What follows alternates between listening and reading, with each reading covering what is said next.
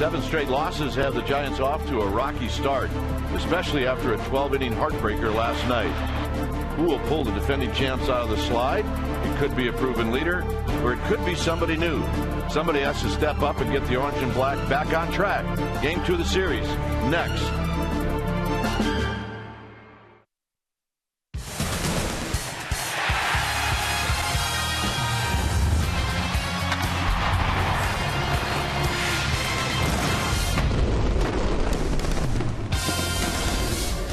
Friday night baseball here at AT&T Park. Our great fans filing into the ballpark as we get set for Game 2 of this 4-game series, D-backs and Giants. Hi again, everybody. I'm Dwayne Kuiper. Alongside me is Mike Krukow.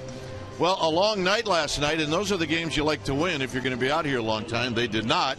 So the losing streak gets to 7. And at this point, Mike, you can't say, boy, a starter needs to get a great start. The hitters... You can't pick on one thing. They all have to do something tonight to get a win. Well, you're right, and that means play winning baseball, which means plays clean baseball defensively, get good grinding at bats consistently, get pitches out of the starting pitcher, all those things that add up to a winning formula. They give the ball to Jake Peavy, who's got 16 lifetime wins against this Arizona team. And the other two that you really have to watch in this game are Angel Pagan and Buster Posey. Against Josh Coleminter, they have raked them. They're 18 for 32 lifetime. Buster's got 3 home runs, so watch those guys, but they do need to win. A win, a win, a win. All right, we'll watch Jake Peavy, see if he can work his magic. Stay tuned. We will take you to our Comcast Sportsnet studios for an update, and we'll do that right after this.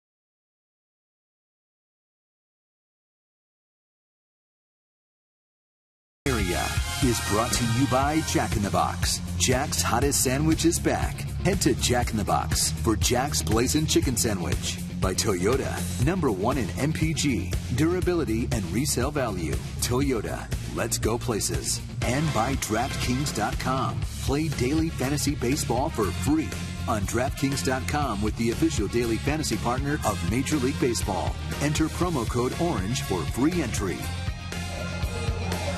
Well, the Giants unable to snap their losing streak last night, but the offense certainly showing signs of life, and the fellas definitely kept fighting, coming from behind not once but twice, only to lose in 12 innings. Heartbreak. Welcome back to the broadcast. I'm Amy Gutierrez. And how about we look at one of the big moments for the Giants in last night's game? It came off of Brandon Crawford's bat. We're going to make it our Togo's big play, the Togo's way.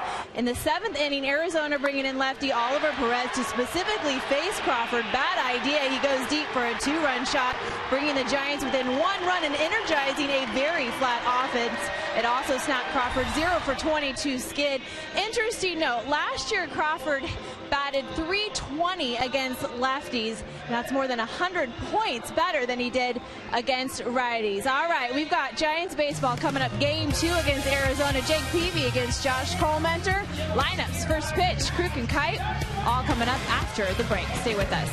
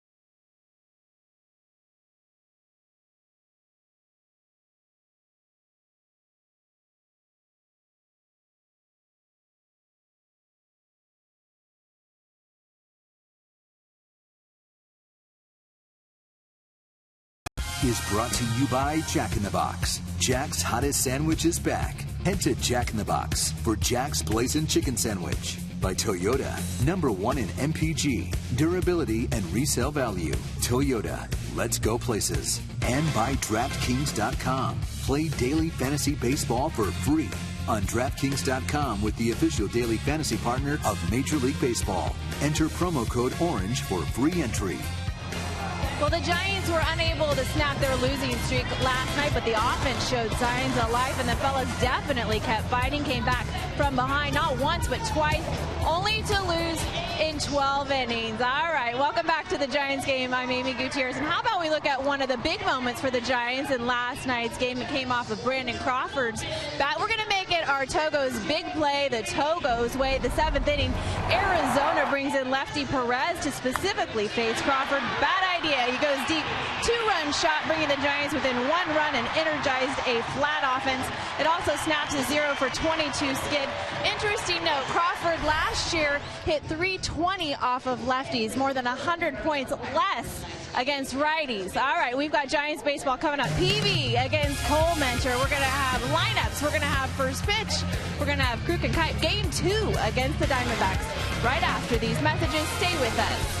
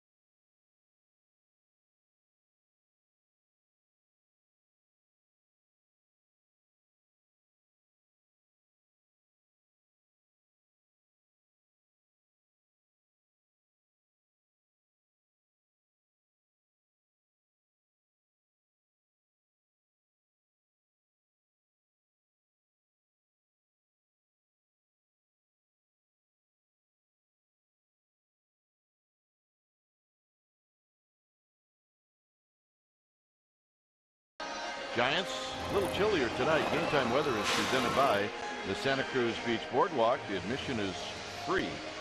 Visit online for park hours at beachboardwalk.com. 58 degrees here at the yard. Winds 12 miles per hour. Humidity 60%. And it's a clear night. A clear night. We're waiting on Jake Peavy to lead his team out of the dugout. And Jake giving a little pep talk. He said, all right, you ready? Let's go. Now they got their Friday night orange tops on. All right, let's take a look at the lineup that Jake Peavy will be facing.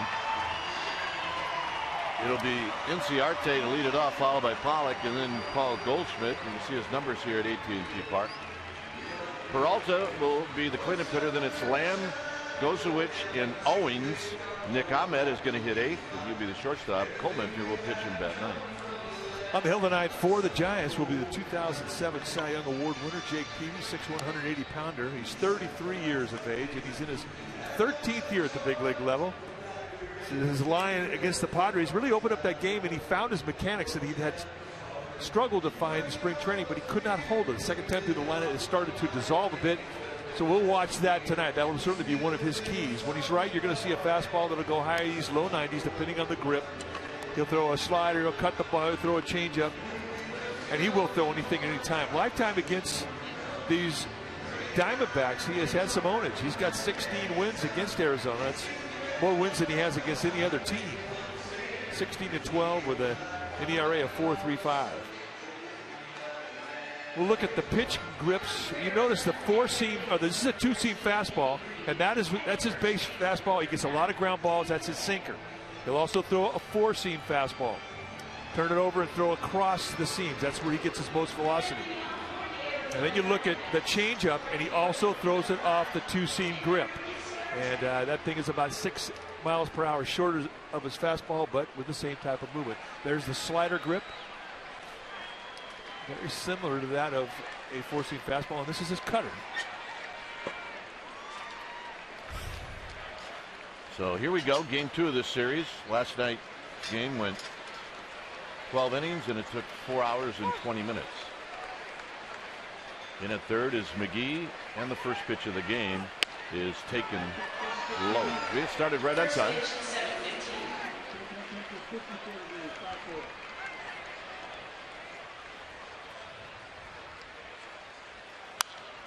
Fouled out of play. 1 ball and 1 strike.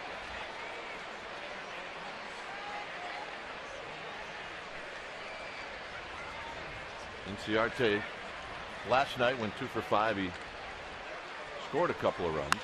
This is hit out to left field for Aoki, and he puts it away, and that's how this game gets started. Looked like the wind pushed that ball. Ball's carrying today. Sticking with the defense, playing behind Jake Peavy, starting the Giants outfield. From left to right, it'll be Aoki, Pagan, and Blanco. That's your outfield. Crawford, McGee on the left side of the infield. Casey McGee making his first start in the home colors. Panic and Bell on the right side. Buster Posey, he's in the squad, putting down the signs. Here's Pollock. Pollock takes a strike. He had a home run last night. He was 2 for 6.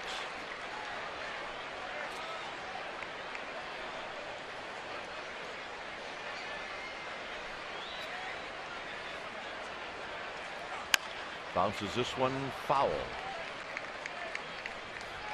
You do the honors with the umpire. All right, Chris Siegel behind the plate tonight. Lance Barrett, Dan Asanya, he'll be at third. Second base, C.B. Buckner will be at third. Asanya, the crew chief. When you have Chris Siegel behind the plate, he'll have a tight zone early. He'll call more belt high strikes than knee high strikes, but his zone will loosen up as the game wears on. I'm telling you, they're not calling swings this year. I'll tell you what, that looked like he swung. Let's take a look from the side. Man, that's a swing. They're not calling them. Lance Barrett making a non-call. That was a swing. They're trying everything they can to help the hitters because scoring is down. That's my call. I don't think that's far-fetched. Wait a minute. We're really going to get a call from the commissioner's office if we keep this up. That's all right. That'd be a good call. Tap foul. 2 balls, 2 strikes. Pollock 2 for 5 lifetime against Peavy. Peavy hasn't faced a lot of these Diamondback hitters a lot. Remember, he went over the American League, and a lot of these guys came up to the big league.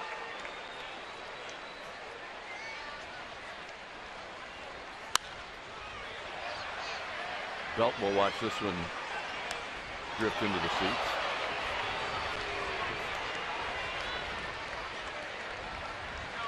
D-backs are 5 and 5.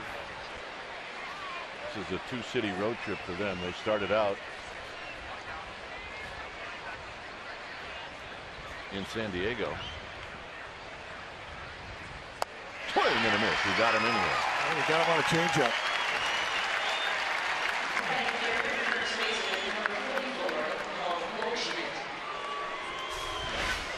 So strike 4 to Pollock. And remember the grip on the changeup. He holds it off of a 2-seam fastball grip with the circle change. You can see the forefinger and the thumb curling on the side, forming a little circle. Hence the circle change. But the movement is the same as the sinker. And that's our Exmo, brought to you by your local Toyota dealer. Here's Goldschmidt, who takes the pitch in tight. Hit a big 3-run home run off of Bumgarner in the game last night. He does have a home run off of Peavy in only 2 at-bats. I think after a while what you do with a guy like Goldschmidt in this situation, you either tell him what's coming or you just throw the ball right down the middle of the plate. Keep it down. Got to keep it down. Crawford on the back end. And Peavy with a nice inning. Aoki, Panik, Pagan, Posey, McGee coming up.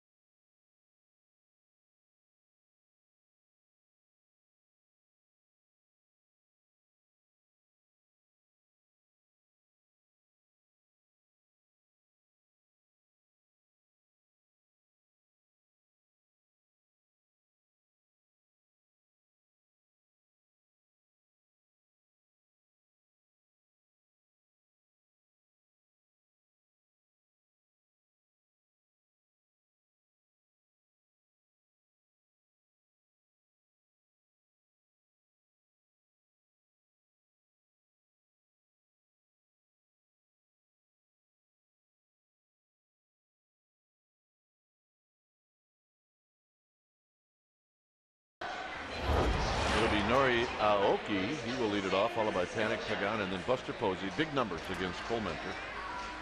It'll be Casey McGee hitting 5th, then Belt, Blanco, Crawford, and pitching and batting 9th, Jake Peavy.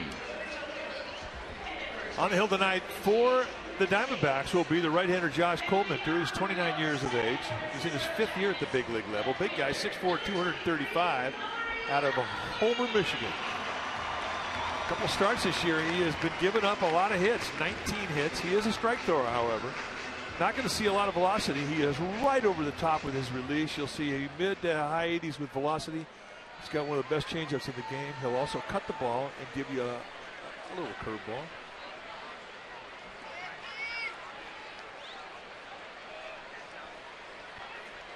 They call him a tomahawk thrower because of the high release, and it really is like that. Like that? It's the highest release in the National League. So he's almost throwing over his head. And because of it, it's funky. There's a strike to Nori Aoki. 4 for 9 lifetime in the game last night. Aoki went 1 for 6. Here he pops one down the right field line. You get so used to seeing the 3/4 arm slot for most of the pitchers in baseball from the right and the left side. Then you see guys who drop down from the side and sometimes lower, but you just don't see right over the top. That's what makes Colementor so unusual.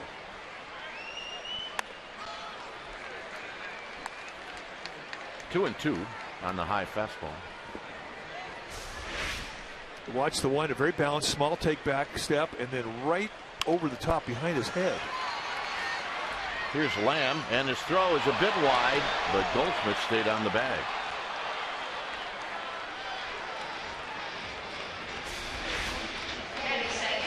The little half swing, he did get out of the box, start to stumble, and then here's where the Giants almost catch a break. Lamb's first play of the night, and he takes his first baseman way up the line, and Colementor, or Goldschmidt indeed does keep his toe on the bag. Nice play. You expect that from a Gold Glove first baseman, don't you? Absolutely. He's really got good hands.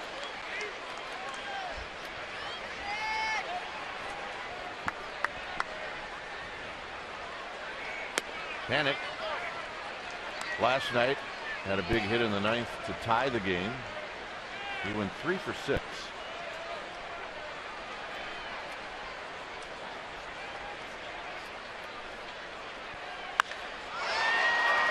Into right center field.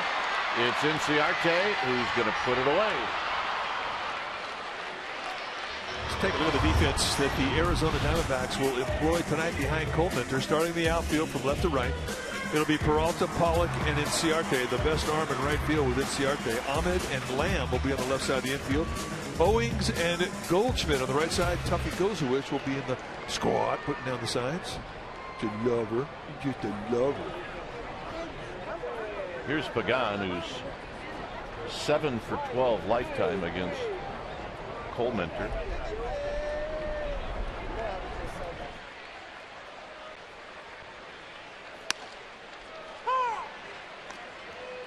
No balls and 1 strike.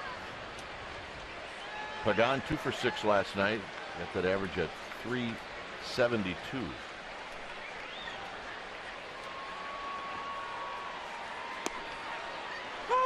There's the 12-6 break on the curveball, and he just steals strikes with it. He's got such a good feel with that pitch, and that's not an easy curveball to control because of the 12-6 break.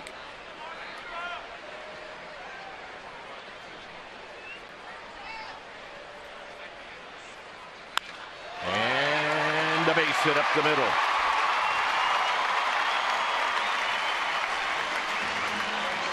Onage is Onage. Onage is Onage. But hitting the guy well is getting good pitches to hit. That was a mistake, the location, and an OT count.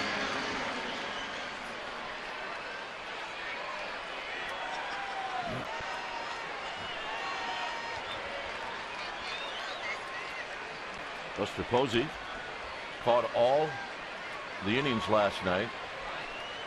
Had 2 hits and 5 at bats.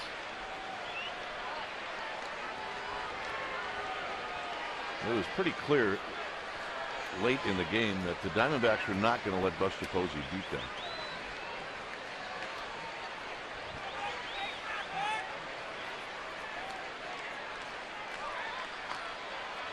Pagan has got 1 steal on the year.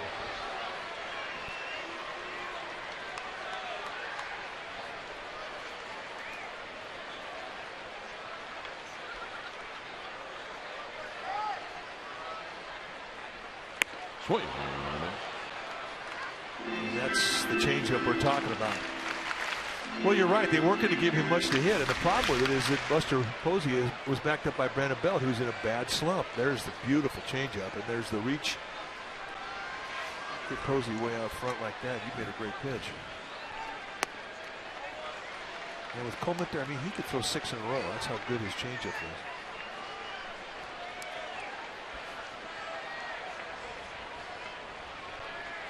Casey McGee to follow.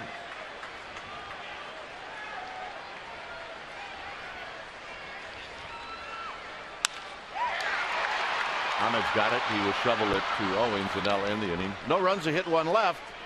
Inning number 2 coming up. No score.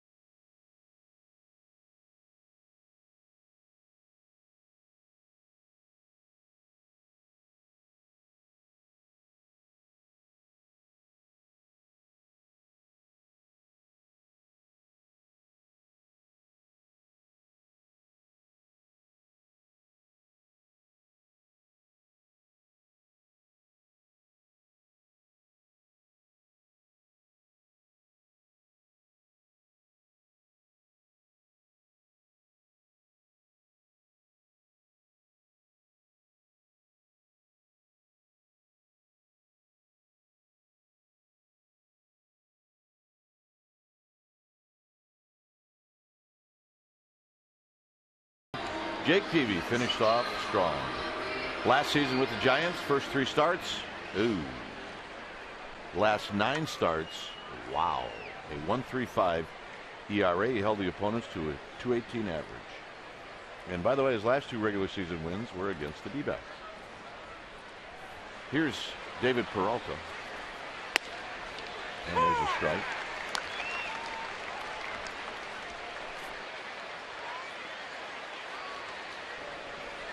Peralta at 190. He's got a home run. He's got 3 driven in. Peralta got into the game as a pinch hitter last night and went 0 for 1.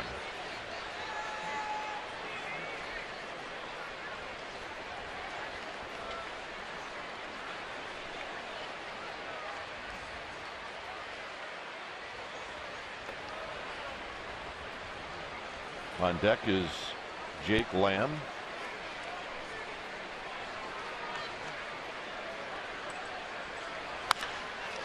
And that's a fair ball. Is Belt on the backhand. The Peavy covering. Nice play.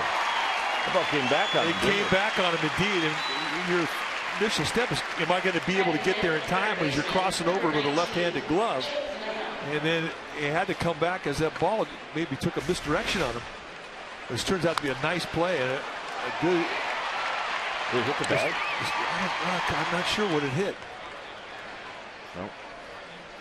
Still, it came back. He caught it right off his belt.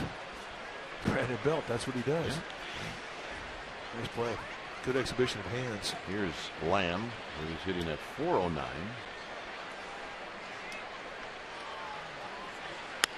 And a strike. I mean, that's one of those plays where your hands just have to think for themselves. Absolutely. Absolutely.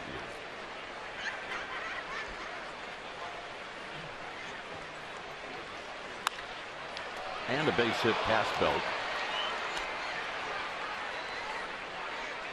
So a 1-out single for Lamb. Let's check in with Amy G. Amy. All right, guys, a special day today. It is the 60th anniversary of Roberto Clemente's Major League debut. Of course, he was known for his humanitarian efforts as well as his athletic prowess and was really the first Latin megastar in baseball. I talked to Angel Pagan today about him. He is also from Puerto Rico, and Angel said he is revered in Puerto Rico. He was an all-star inside and outside the lines and set an example of how to be as a player and a human. In Angel's position, he will forever be the best player ever from Puerto Rico. Guys? Yep. Probably no truer words were ever spoken. Kozowicz looking down to Andy Green, the third base coach.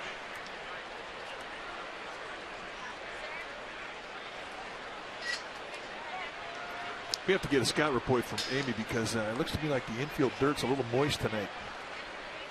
She needs to check that out for us.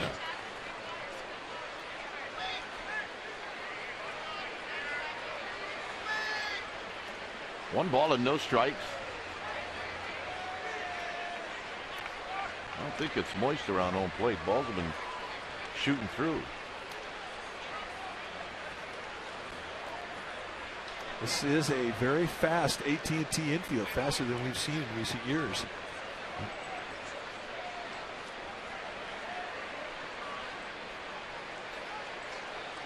One ball, no strikes.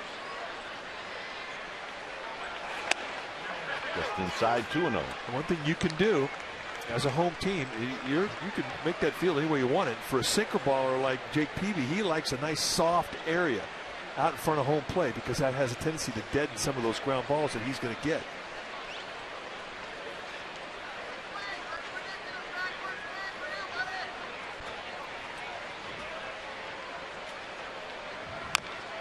Tapped foul on the 2-0 pitch. And likewise, if you're the home team, you have a fly ball strikeout pitcher like Matt Cain throwing, and you're playing against a sinker ball that night, you could take and make that ground out in front of home plate as hard as you want, which can accelerate some of those ground balls that your team's likely to hit against that sinker ball.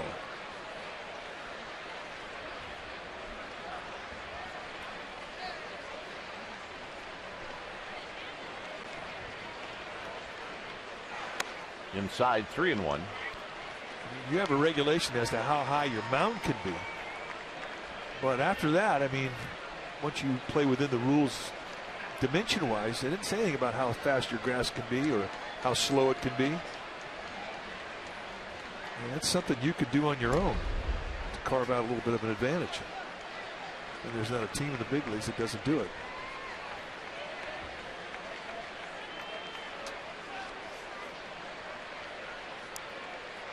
See if Lamb goes. He does not.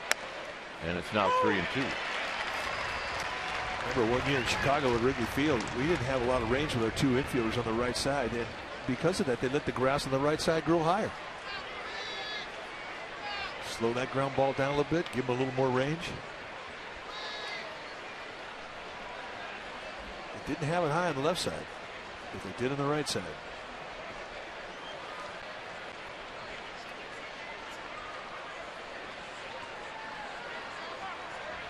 Quick toss, Lamb back. With a count 3-2, you would think that Lamb would be going.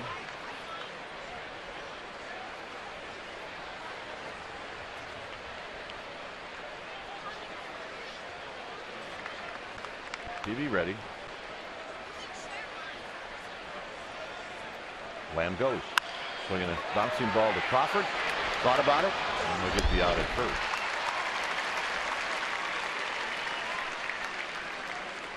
Well, the Warriors are going to the playoffs. That's right. Tomorrow, 11:30. You can see that game. And Game 2, you can watch it on Comcast Sportsnet Bay Area.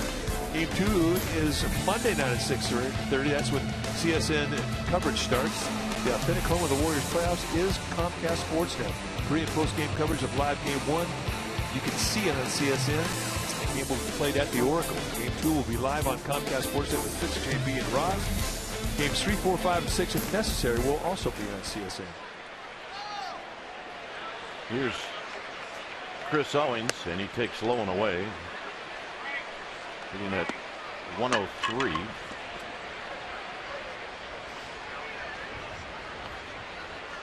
Owings went 1 for 6 last night.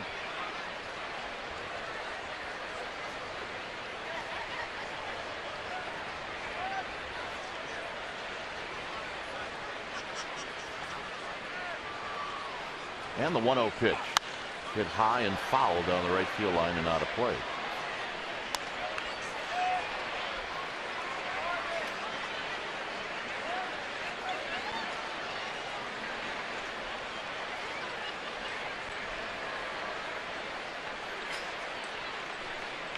On deck would be Nick Ahmed.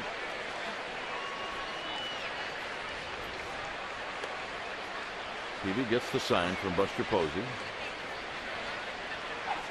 Swing and a miss, 1-2. 90-mile-an-hour fastball right across the letters. He's got a little bit more velocity this time around. Yeah, he's got good mechanics tonight. He's got good snap on his pitches. The changeup's got big time movement on it. And we saw this in San Diego the first time through the lineup when he faced the Padres, but then he was not able to sustain it. And that's what happens when you're finding mechanics. Sometimes you'll find it, you just can't carry it out through the entire game. And that's something we will pay attention to.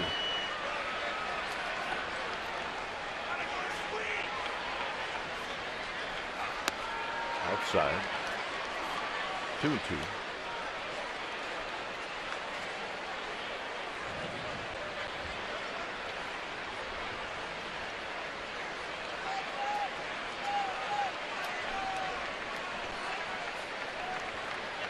At second is Lamb.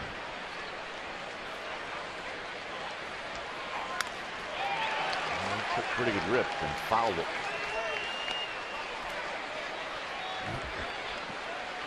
That is the game signs that a catcher will wear just to make it easier for the pitcher, the middle infielders, to see when he puts down a 1 or 2.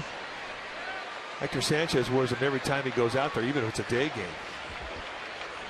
They really are fantastic, and everybody thinks that they have an orange manicure. They don't. Those are little pieces of tape that you can buy, game signs. You can get them anywhere, but they really are fantastic. The kids love them.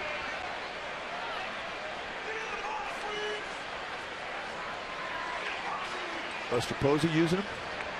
You really need them, and it absolutely helps everybody see the signs.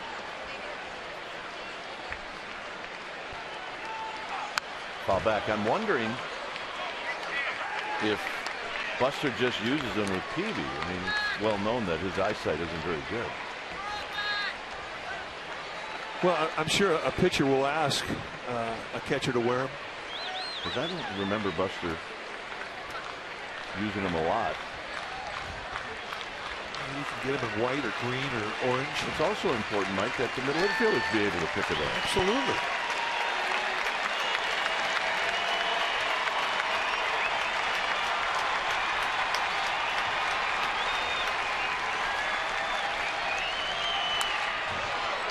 quite a battle right here between Owings and Peavy. Well, that last pitch was hittable pitch.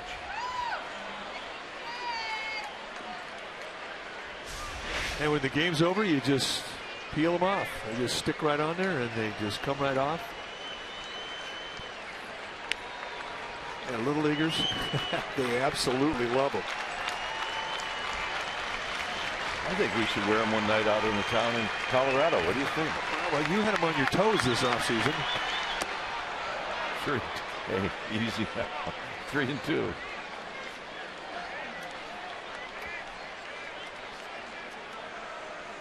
First base is open, so Peavy can be selective.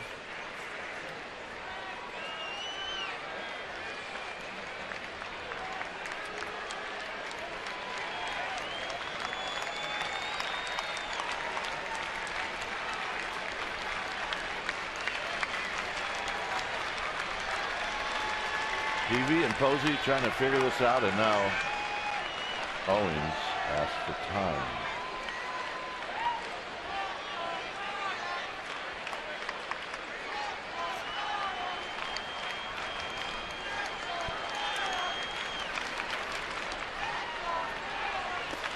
And the walk.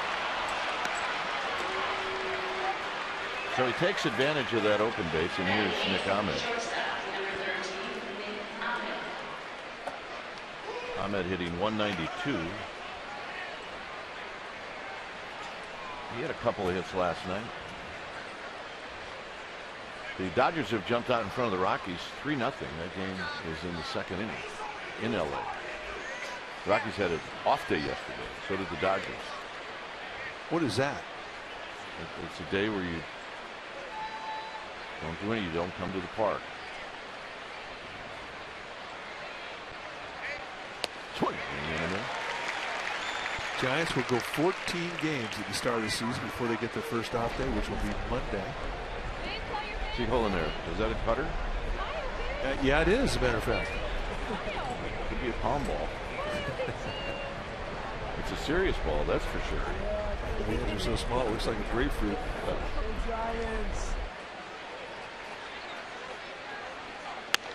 Oh, 2. Now to Nick Ahmed.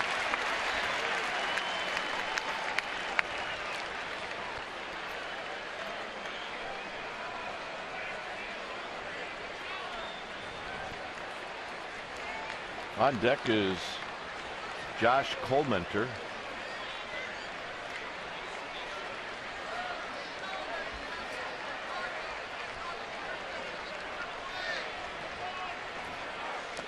And a nice block by Buster Posey. I think Buster was a little tired last night.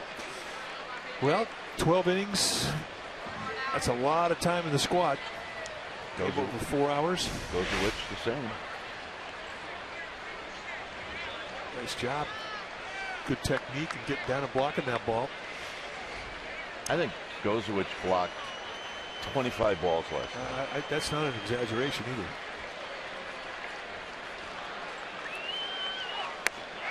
Got him, and that'll end the inning. D-backs strand a pair. McGee's going to lead it off.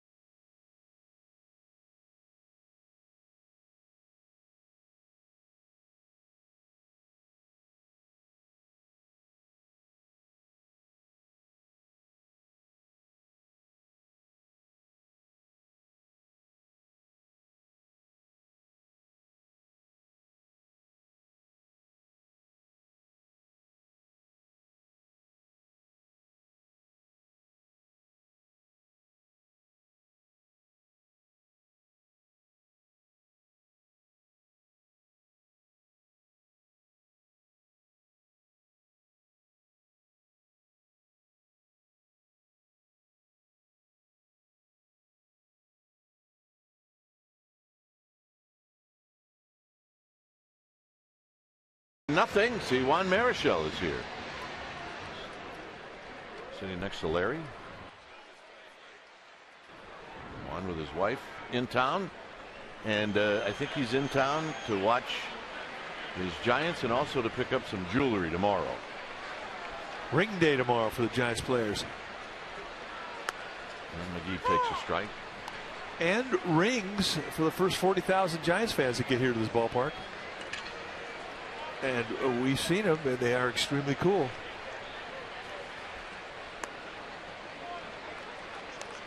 But you haven't seen the real rings.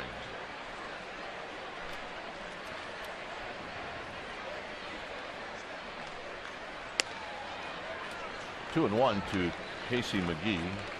3 for 10 lifetime against Colementer. McGee did get into the game as a pinch hitter last night, and he drew a walk. Well, pretty special night for McGee, and this is his first start here at AT&T in a Giants uniform. Tap slowly on the backhand Owings, and he makes a nice play. All right, time now for a Ford right choice. We talk about Juan Marichal from 1960 to 1973. He was with the Giants. He also played for the Red Sox and the Dodgers in 1983. Went into the Baseball Hall of Fame, 10-time All-Star, 243 wins, 142 losses, 620-win seasons. His lifetime ERA 2.89. He led the majors with 190 wins in the 60s. 1963, he had pitched a no-hitter against the Astros. I thought I saw a little Colementer there, right over the top. He was a funky at bat, but he could throw anything and would throw anything.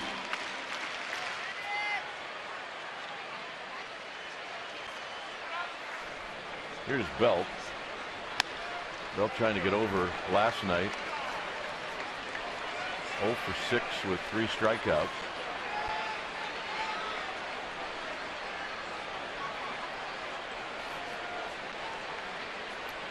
The shift is on for Belt, and it's inside 3-0.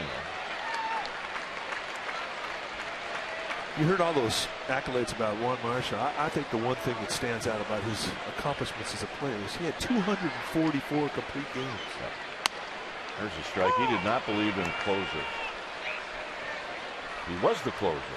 I think one year he had 30 complete games.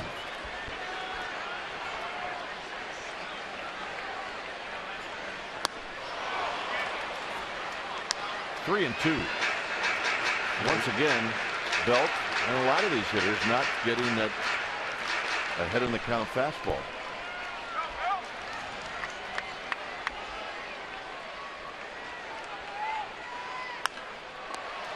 And another one. 2 down. All right, Mike. Let's check out Marichal. Well, right over the top, and a lot of body parts flying all over the place. A high leg kick, and just unhinge his arm, and then come right over the top. I mean, when we first saw him, a windmill. I mean, he's just not a comfortable at bat, and he was definitely a pitch inside. Aggressive, and everything he had exceptional control with. Here's Blanco. Belt now 2 for 17 lifetime against Colementer. Blanco's 2 for 19.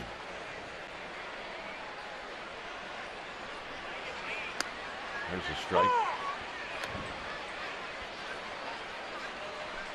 So they're 4 for 36 lifetime against Josh Coleman. That's a lot of guessing wrong. That is a lot of guessing wrong.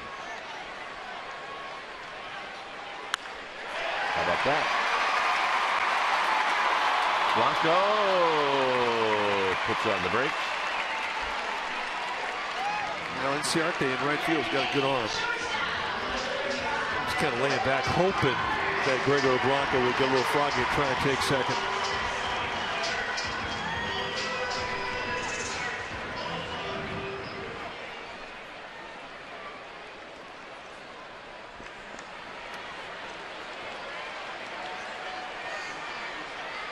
Crawford had a big home run last night.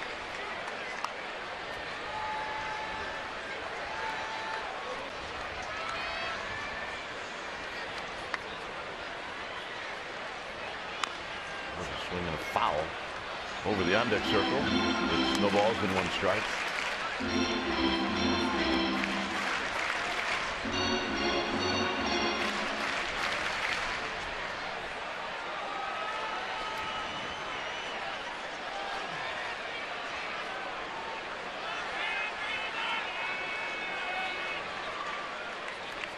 And a quick toss, and Blanco's back.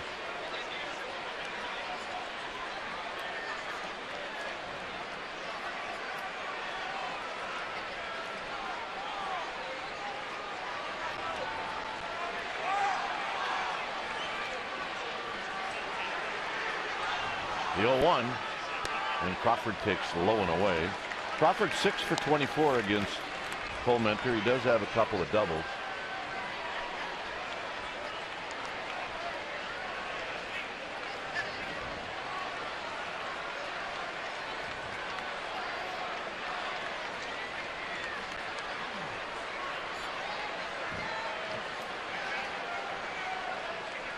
Swing and a miss. 1 and 2. You know, Colementor has one of those motions that is so funky that it kind of unites all the hitters around the league that hit against him. You know, 10 years when these guys are all retired and they're in a golf tournament, the conversation will be, who's the funkiest guy you ever hit against? And I guarantee guys are going to remember this guy. He's just funky. I mean, the guy's a straight fastball basically at 86. It's not the kind of fastball that a scout would get too excited about. But yet, we've seen him tie people up in knots because of the changeup and the command that he has and the delivery.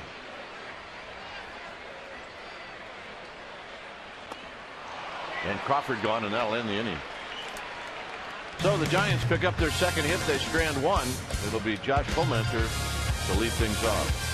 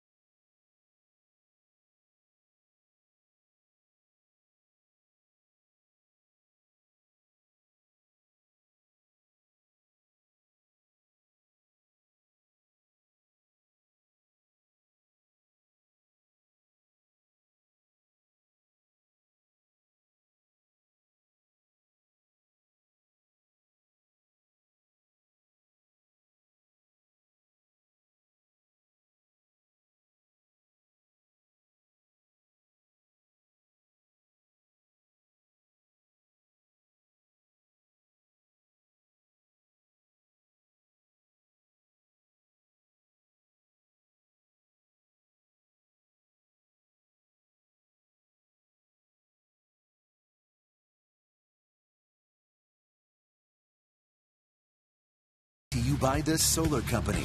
Not just any solar company. The solar company. Switch to solar and save.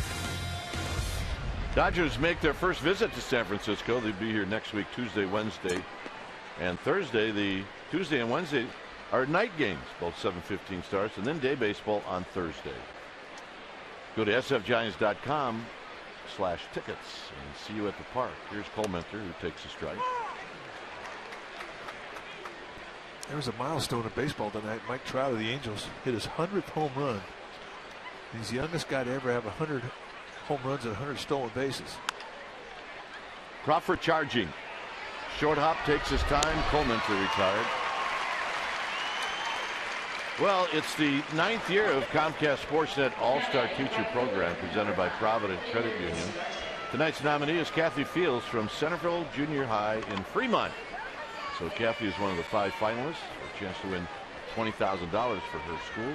She's a 7th grade math teacher, 19th year of teaching. And she's known for her passion in hands-on learning environment and leads the Merit Club. So to vote for Kathy Fields, visit www.csnbayarea.com/AST. Good luck. Kathy is one of the 5 finalists. Yeah, good luck, Kathy Fields. Atta babe. Back to the game. 0-1 to Inciarte. Lined in front of Aoki.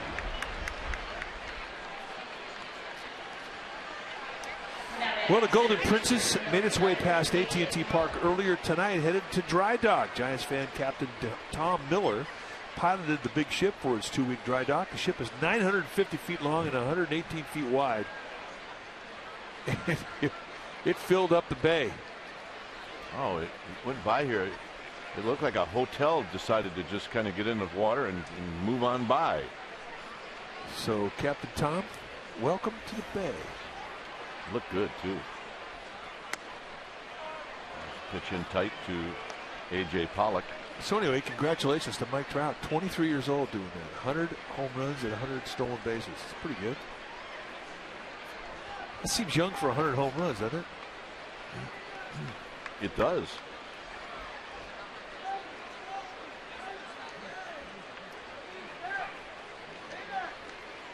'23.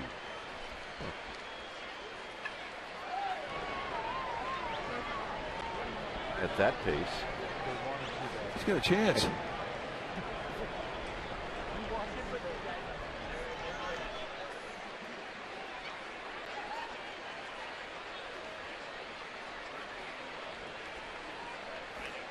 Inciarte goes. It's a hit and run, and Crawford can't get it.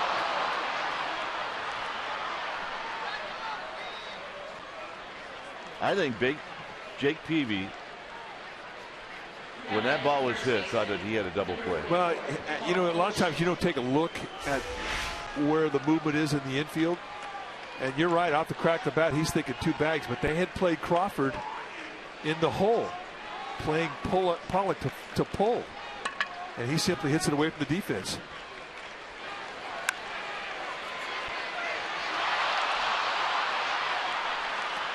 So here's Goldschmidt, who bounced out to Crawford in the first inning.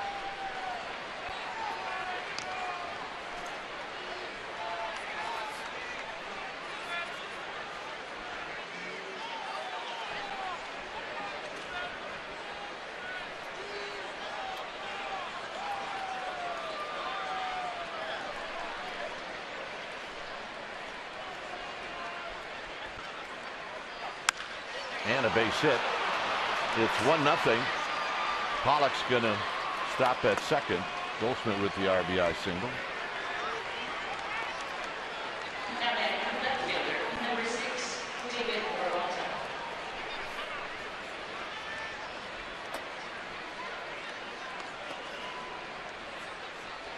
Here's Peralta. Dave McKay, the first base coach for the D-backs, talking it over with Goldschmidt.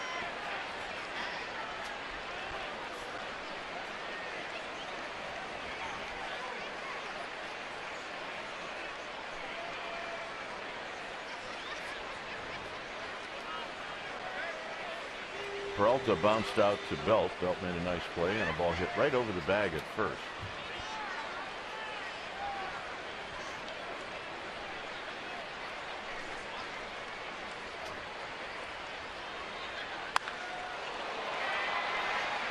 Out in right field is Blanco.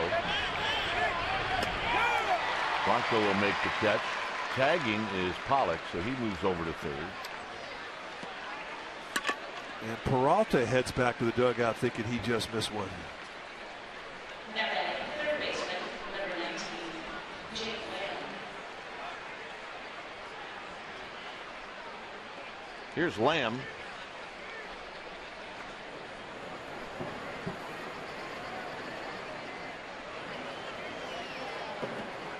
Lamb had a base hit in the second inning. Peavy right now just trying to limit the damage to 1. Lamb's been red hot. You see the .435 batting average.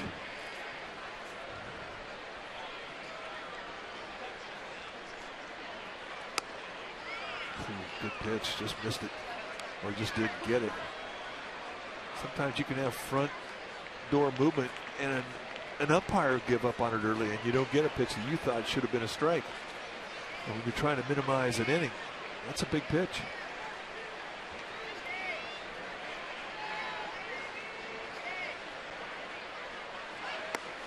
Low, 2 balls and no strikes.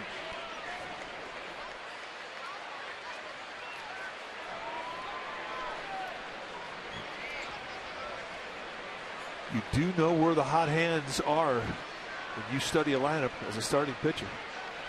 And Peavy knows that Lamb's on fire. They have an open base. He does not have to give into it here.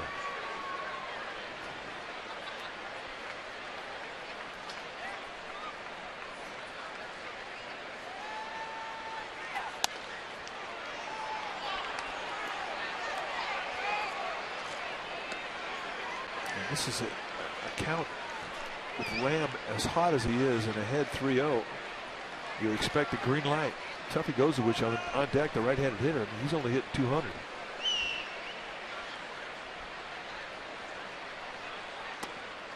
There's a strike, 3-1. Taken all the way.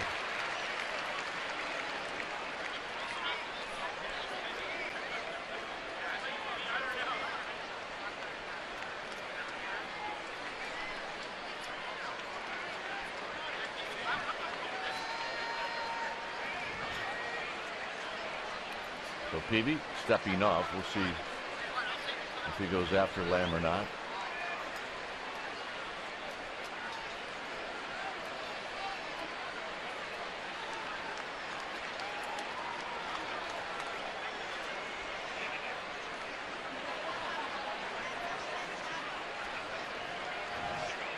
Peavy has really slowed the pace of this inning down. And it's now 3-2.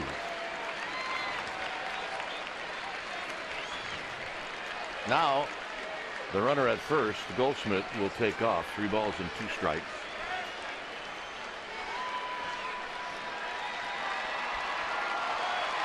Fans now getting behind the Giants right-hander.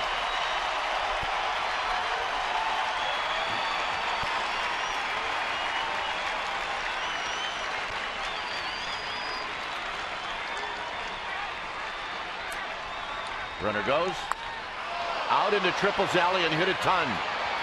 Blanco is not going to get it, and it bounces high off the wall.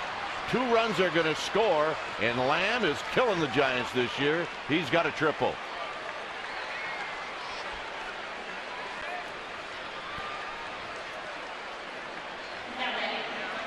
And his second hit off of Peavy.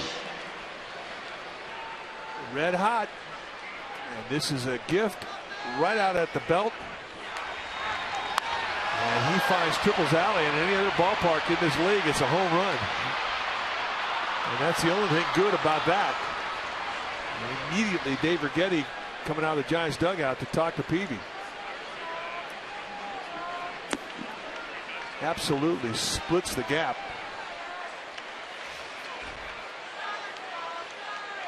And with 2 outs, an easy score. With Goldschmidt, the runner at first base, going on 3-2, 2 outs. Waltzed home. So here's Gozowicz.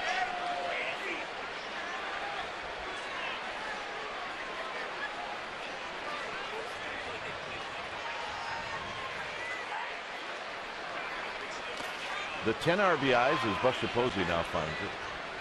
10 RBIs for Lamb, all of those against the Giants. Well, you're right. He's killing the Giants.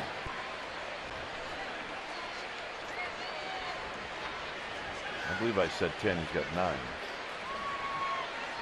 Still all against the Giants.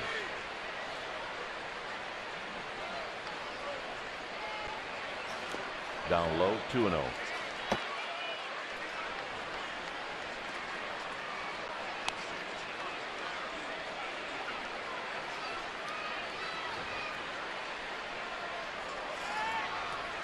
Owens is on deck.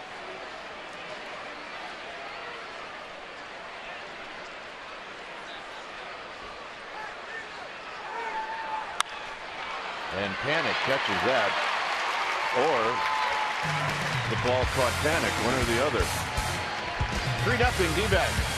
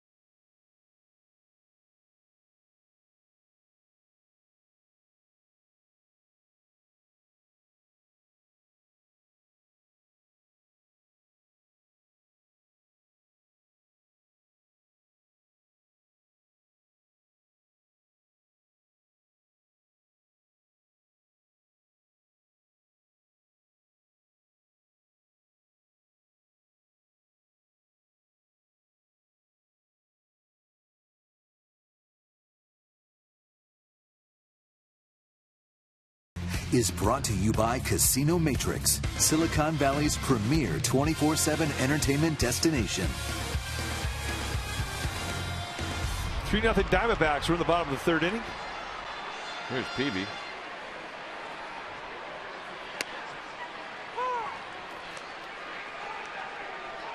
Aoki and then Panic. Giants playing catch-up baseball here. Peavy out into right center field. And Ciarte puts it away. Well, if you're looking for the best coverage of San Francisco Giants baseball, log on to csnbayarea.com as insider Alex Pavlovich will provide wire-to-wire reporting of the Giants' 2015 season. He's fantastic. He'll give you breaking news, videos, special features, and much, much more. You'll see it only on csnbayarea.com.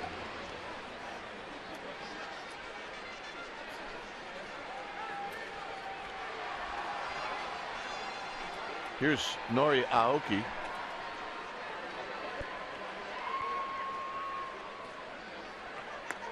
And he looks at a strike.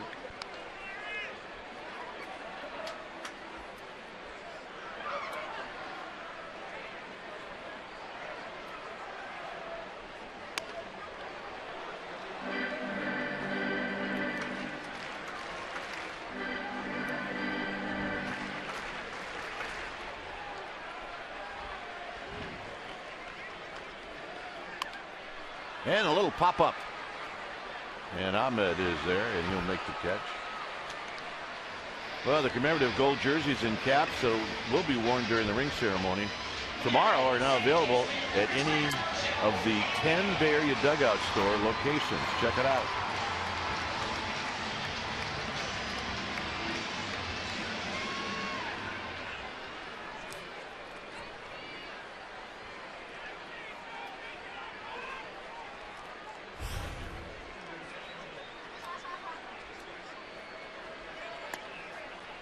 So here's Panic.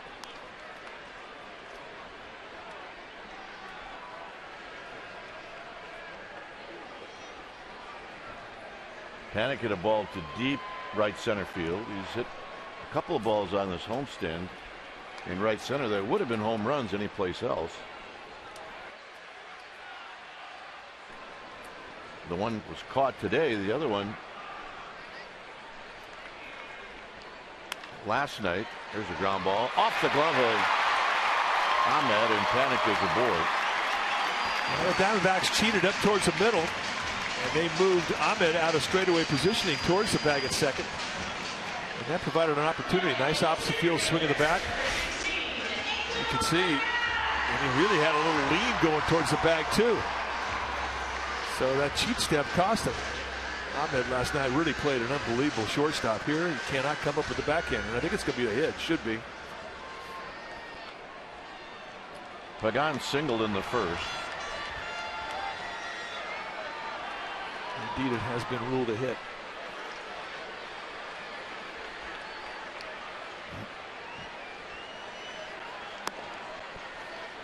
One ball and no strikes.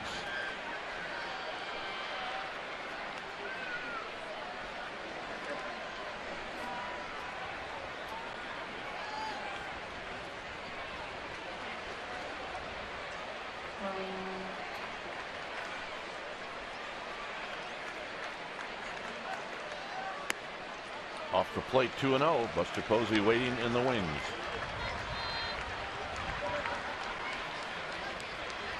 Giants looking for a little two-out thunder here.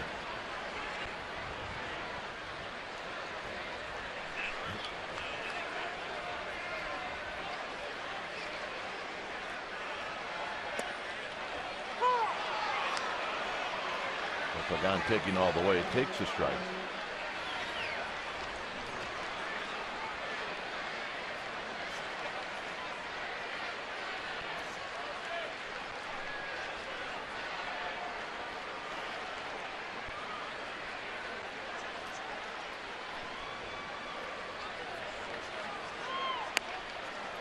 Two and two.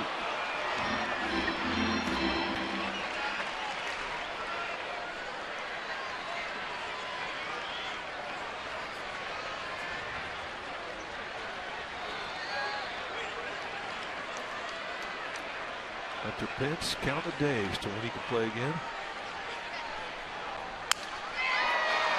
Softly hit to Ahmed. He will step on the bag, and that'll end the inning. No runs, a hit, one left. We'll head to the fourth. D-backs 3, Giants nothing.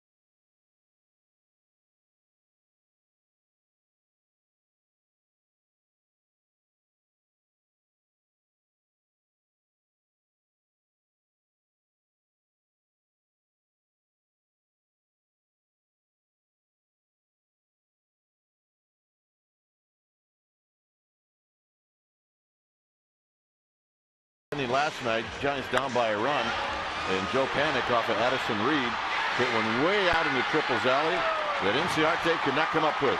That tied the game, and the game went to 12, and then it ended.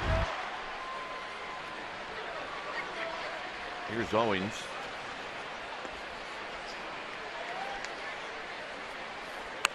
Owens bunts through it. No balls and one strike.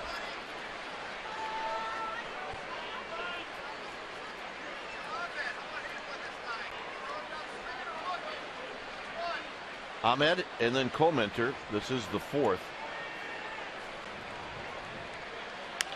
On the ground and a base hit for Owens.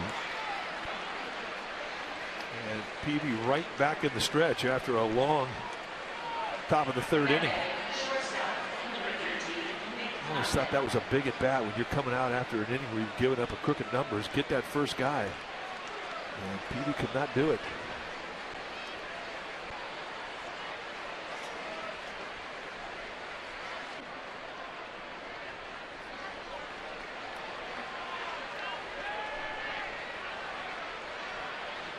So here's Ahmed, who struck out looking in the second.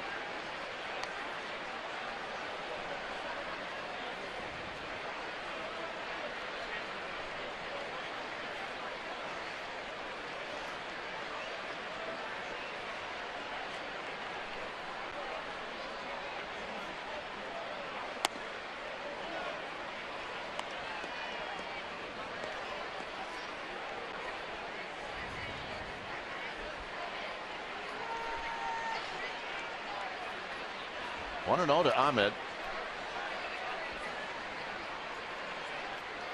Giants playing a slight pull on the left side of the infield. Reason for that is the sink that Peavy has because of that low 3/4 release. It's a big time movement that will come back into the hitter if you're hitting from the right side, and that's an easy pitch to pull. But you also have to respect the fact that Ahmed might bunt, so Casey McGee's got to cover that at third. A lot going on left side of the infield right now. Yep.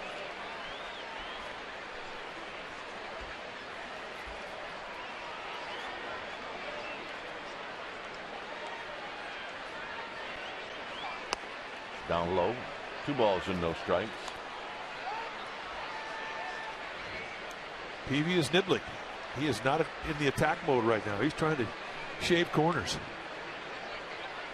Throwing teasers up there that start off on the side of a strike zone and fall away, and they're just not going after him.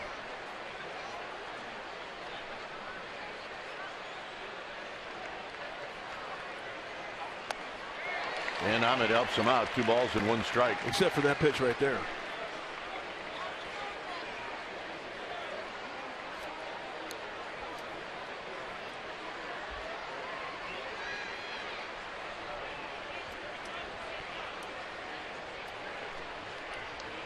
This will be pitch number 60 for Peavy.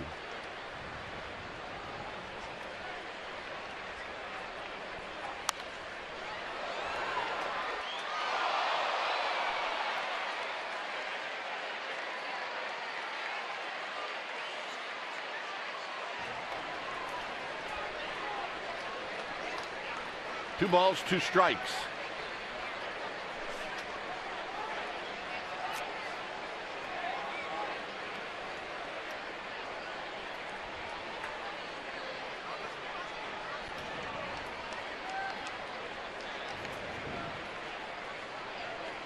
Peavy gets the sign from Posey.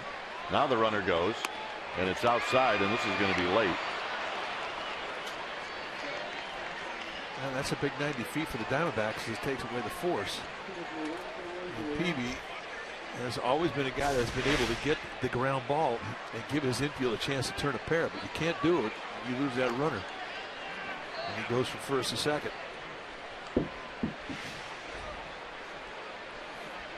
So it's 3-2 to Nick Ahmed.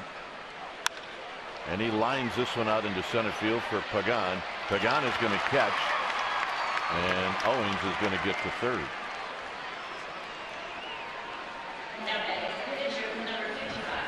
So productive out. And here's Coleminter, who bounced out to Crawford. Now the Giants will have to pull the infield in. Well, it is a pure strikeout situation for Peavy. But one thing we found out about Coleminter is that he can bunt a little bit. So this is an opportunity for a squeeze play. The only reason I would think that they wouldn't do it is because the guy on deck, Ender Inciarte, is on fire, hitting over 400.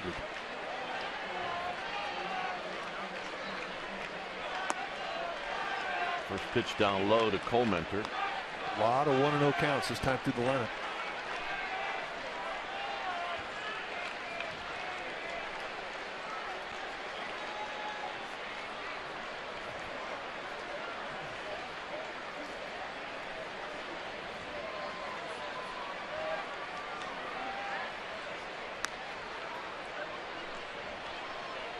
Peavy checking on Owens.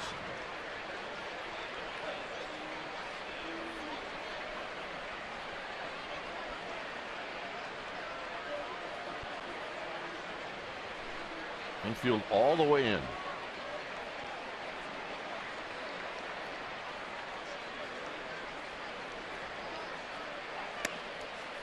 And strike. It's 1 ball and 1 strike. Bruce Bochy, you look at that hitter to see if there's any kind of a sign that's unusual. Does he touch his helmet with his right hand? Does he go up the bat with his right hand? Does he touch the plate? Does he give some kind of a sign that could be delivered to the third base coach to acknowledge a squeeze on?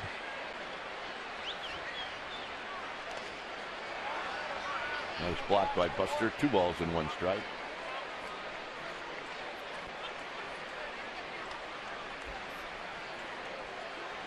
D-backs scored 3 in the 3rd.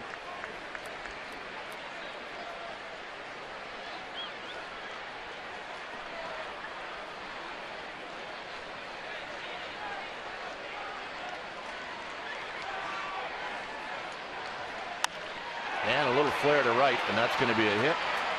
And coming in to score is Owens. And that's the first hit and RBI for Josh Comenter this year. And that's a rough time through the lineup for Peavy. That's 6 hits this time through the lineup. With 2-seamer that runs right in on the hands up the bat. And Comenter just throws a little grenade out to right center. A bent arm swing beats the high pitch.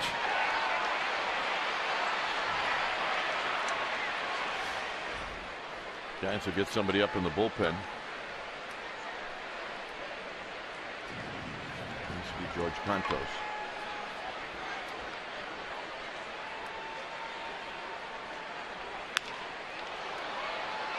Nori Aoki puts it away.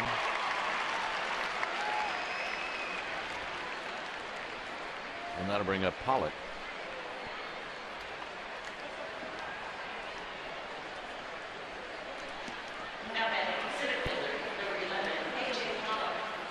Pollock struck out in the 1st and then singled and scored in the 3rd. There's Contos.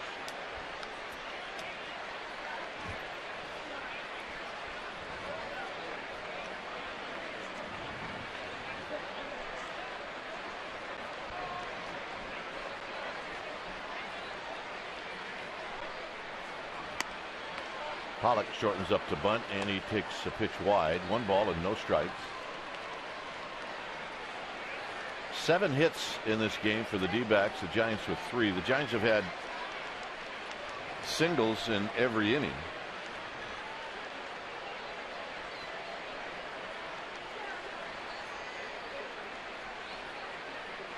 There's a breaking ball, and that evens the count.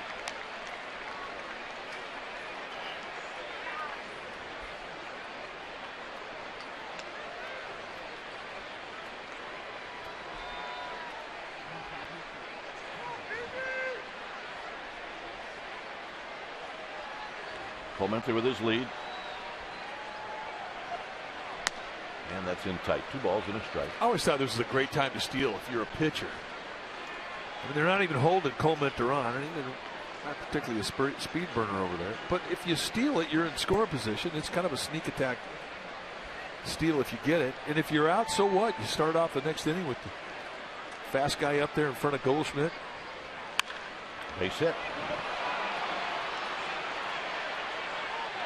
Or you could just let Pollock have his turn at bat and get a base hit. So here's Goldschmidt.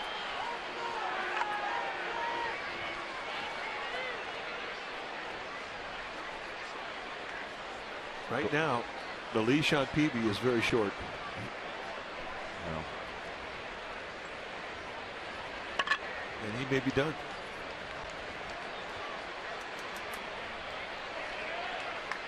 yeah, that was a short leash. Short as you get. None leash. So Contos is coming in, and it's time for a change. Things speedy. Oil change and tune-up. Your oil change tune-up and brake expert.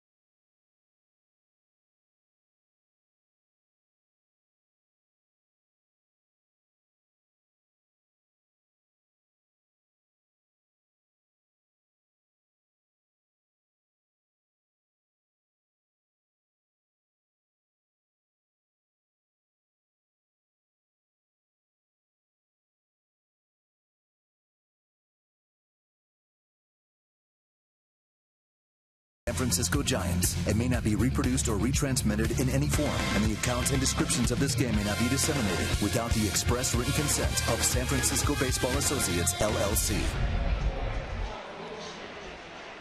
The night is over for Jake Peavy. New pitcher now for the Giants will be the right-hander George Cantos, who is really out to a nice start in 5 games this year. 7 1/3 innings, 6 base runners allowed, 7 strikeouts against a walk. He has a full-on challenge here, facing one of the hottest guys in the league.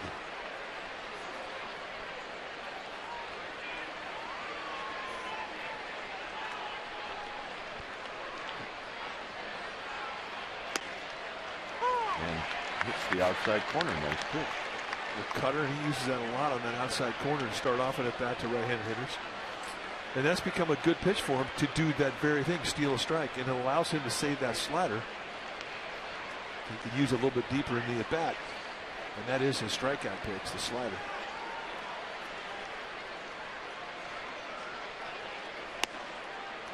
Staying away from Goldschmidt. Goldschmidt has faced Cantos 5 times in his career. He's 1 for 5. And again, you can be smart here, but 2 outs, that third base sack is open. You can nibble away, hope that Goldschmidt chases your pitch. As hot as Goldschmidt has been, David Peralta on deck has been cold. Goldschmidt with 13 RBIs this year, Peralta hitting a .174, so you don't have to get after him.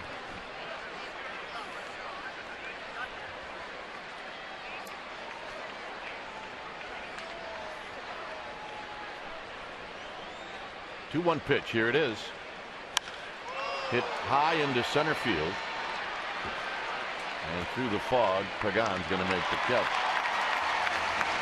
D-backs had a run. It's 4-0 as we head to the home half of the 4th.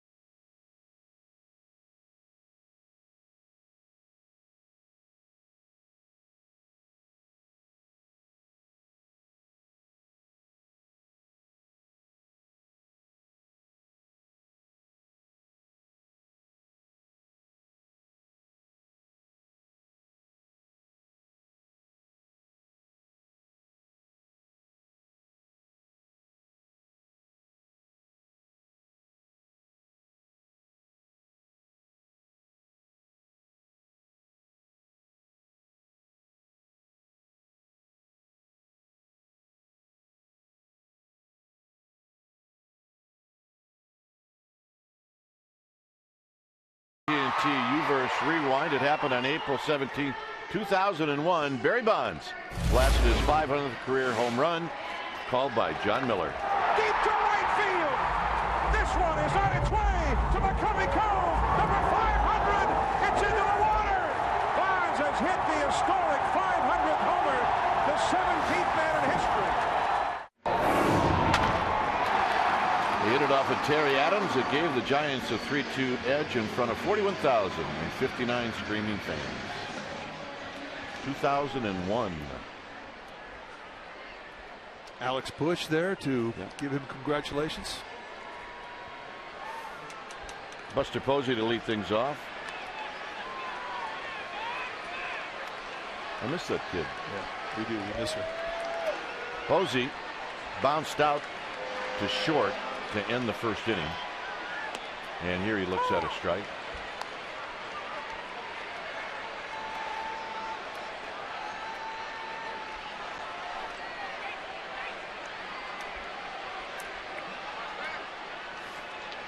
McGee to follow.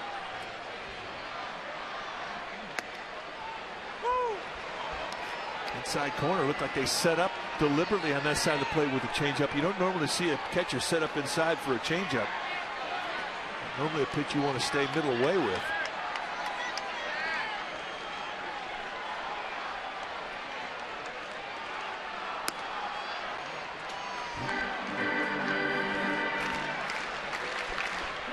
Now looking at that last velocity, 84, maybe that was a fastball he was going inside there. Yeah, it might be. Can't always tell with Colemanter. Posey to right. Inciarte with good speed. He'll track it down. And that'll bring up McGee.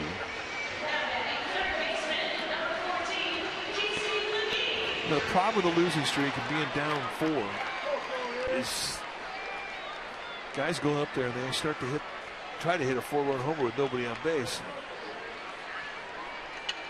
And it's so hard to be patient when you're behind by 4, lost 7 in a row. That hit can get heavy on you. McGee cued that one foul. Steve Yanaga, our ball due to first base tonight, made a nice play.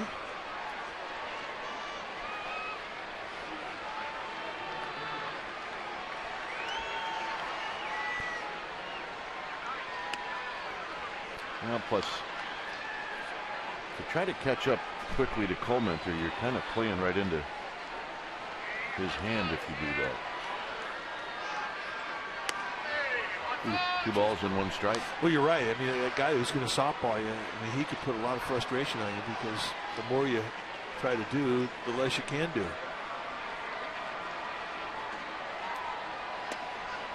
2-2 to Casey McGee.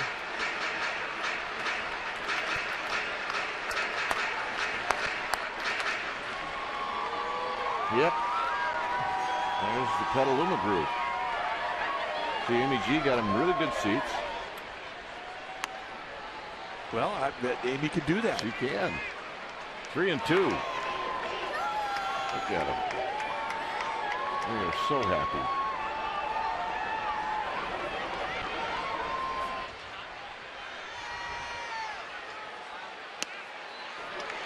McGee takes the walk.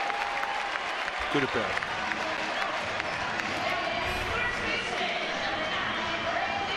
Well, a 7-game losing streak after the 3-1 start. The first 4 games is orange, and they were batting average is .285, the slugging percentage .430. They weren't striking out a whole lot. Line drives 31%, and the gray is what's happening now. As a team, they're hitting a .196. Their slugging percentage is dismal at .289. They're striking out more, and their line drives is way down. They're just not making great contact. So the statistics of a losing streak are never going to be flattering. Here's Belt. Belt takes low and away. 1 ball and no strikes.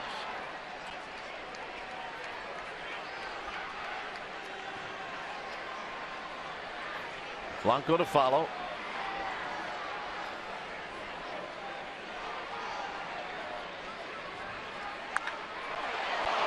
Double play. And so it goes. And that'll end the inning. Through 4 here at AT&T Park. It's 4-0 D-backs.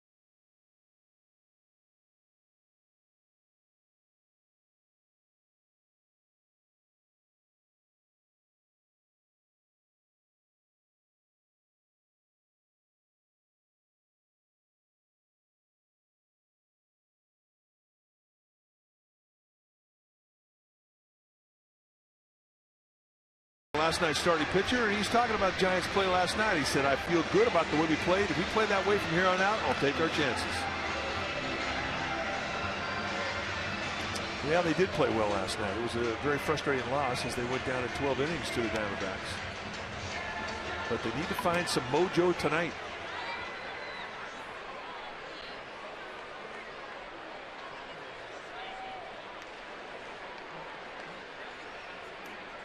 So here's David Peralta to lead off.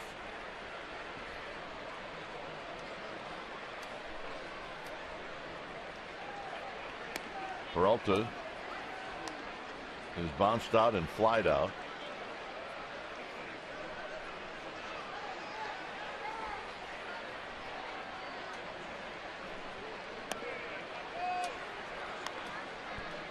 Two and 0. Pressure now on the shoulders of George Cantos.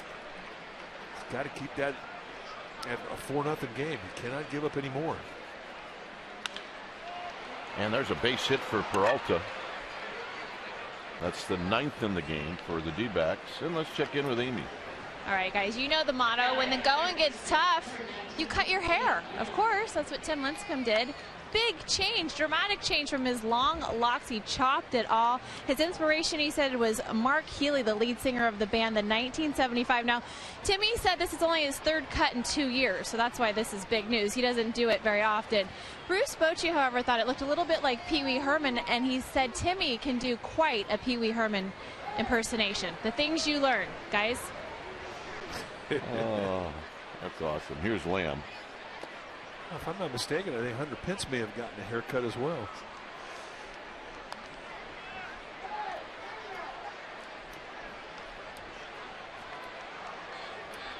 Hey, that's big news right now. It is. That's a rally. Lamb is 2 for 2, a single and a triple.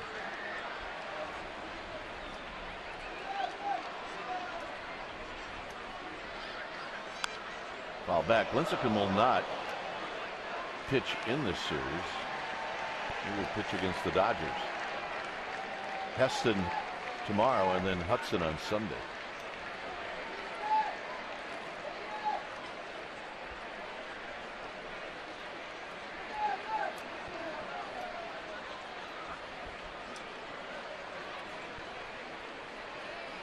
Runner goes. Swinging a bouncing ball to Panic. Peralta ends up in scoring position. Lamb is retired. Well, that's the news. Yeah, that's been hard to do. Lamb has been torturing the Giants. So, an out. Put it on the front page. Here's Gozowicz, who's 0 for 2.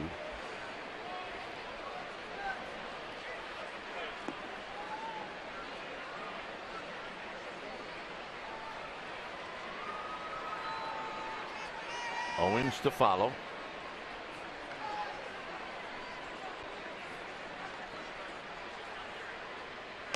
And it's down low.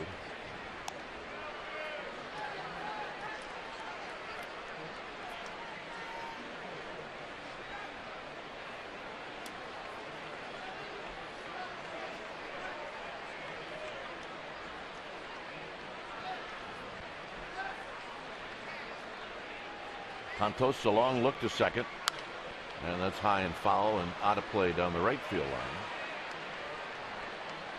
Yeah, we talked about the new pitches that Santos throws now.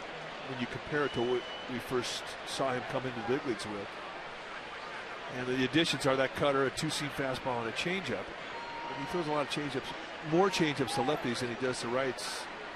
And I think eventually that'll change. I think that'll become a very good pitch for him for both righties and lefties.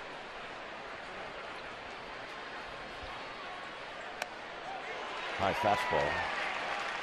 But he's out there and he's got some weapons now. I mean, he's got some more arrows in his quiver, so he doesn't get backed into throwing one pitch, a predictable slider.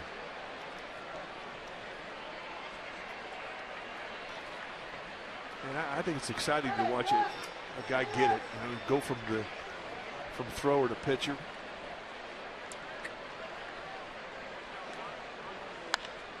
And it's past Belt on the right field line.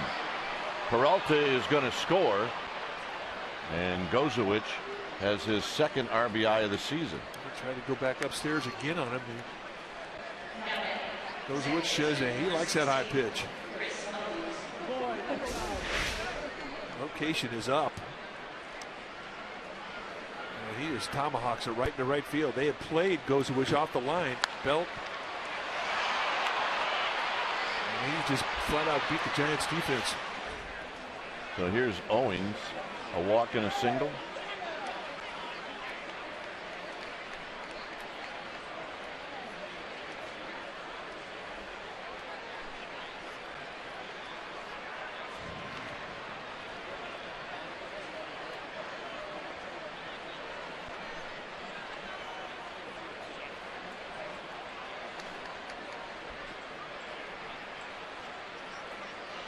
And that runs low and in for a ball. 1 ball and no strikes.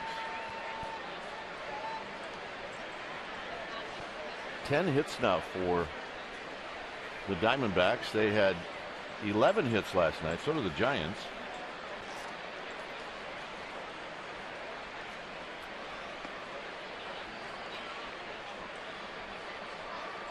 And Cantos will throw over to first.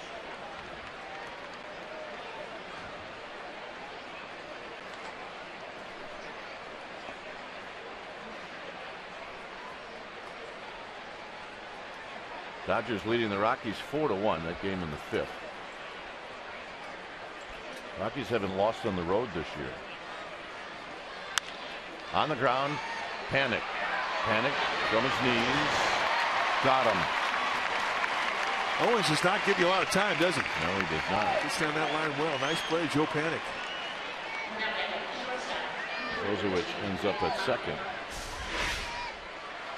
Watch Panic go hard to his left, slide into it from his knee.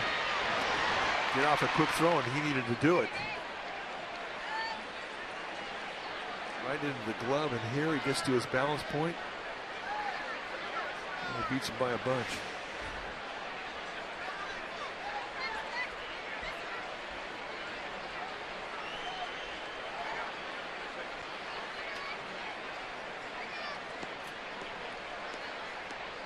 Here's Nick Ahmed.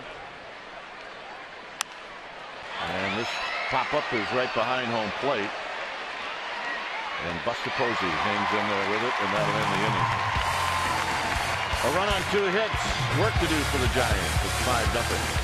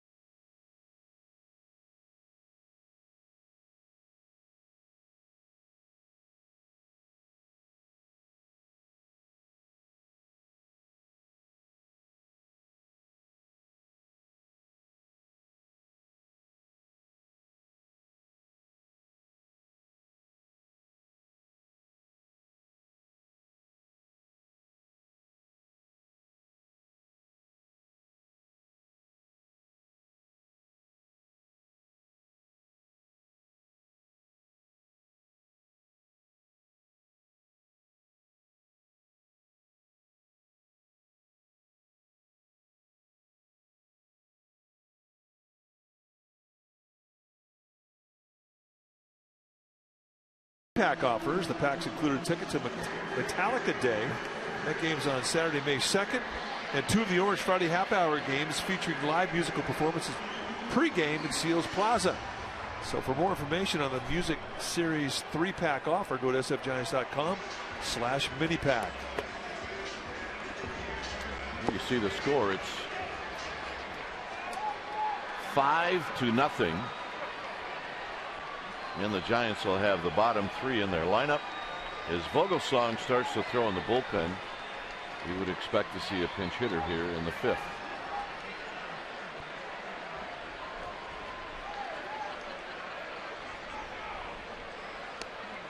And that pitch is just inside.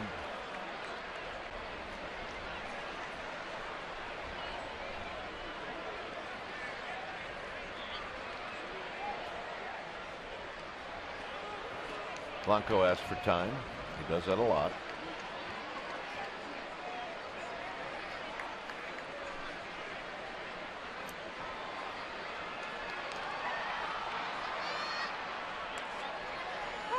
It's unbelievable, that windup. It really is. And I mean, I don't know anybody that feels comfortable hitting against it. Even guys who've had good success against them say it's funky, like Buster Posey and Angel Pagan. Their numbers against Comenter have been outstanding, but I mean that's the beauty of this game, is you don't have to be a Blazer to be effective.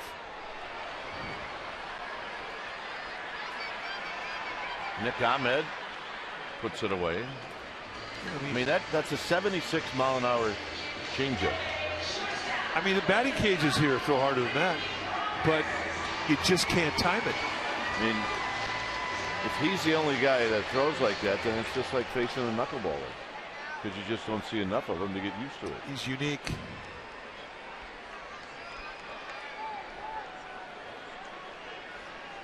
If you have some herky-jerky in your delivery, or you're throwing from submarine style,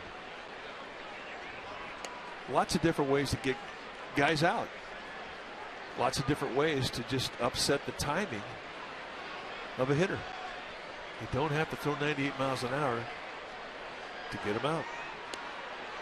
In fact, I think some guys would tell you they'd rather face 98 miles an hour. 75 miles per hour.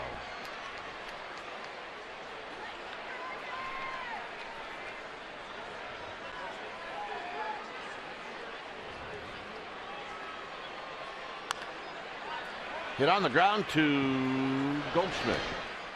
Who's the funkiest guy that you ever faced that you just could not time? Yeah. I mean, I didn't like the guys that like this.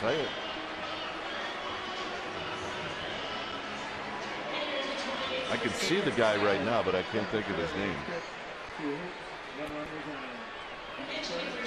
Now, Louis Tiant was pretty funky, but at least you saw the ball from him. Here's Joaquin Arias. Arias takes a called strike. 2 outs, a pop-up and a ground ball. I think this little guy knows the Giants have lost 7 straight. Nope. He's just looking for something to eat. He's there with his dad. Does he look like his pops or what? I don't know, Dad. Stick out your tongue. Arias pops it up. And it's going to be Pollock in the middle of 2 other Diamondbacks to make the catch. 6th inning coming up.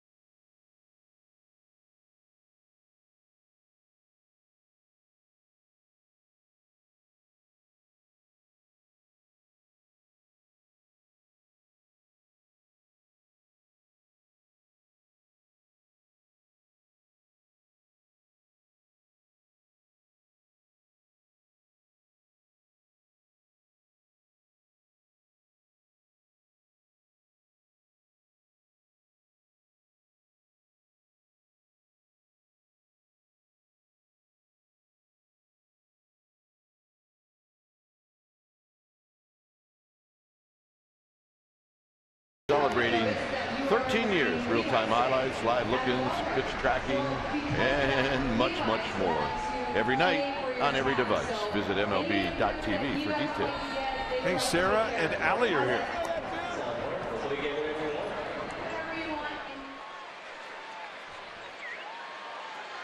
When it's time for a change, think Speedy. Oil change and auto service. Your oil change tune-up in Brake Experts. Ryan Vogelsong coming in now. Third time that he's come in. Needs some work. And that's what he has to do. He's got to attack that first pitch. Get on top of these hitters.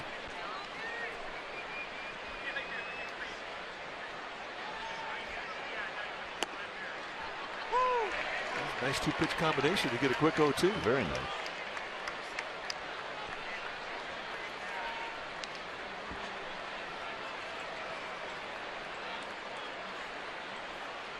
Look out. Buster Posey getting out of town.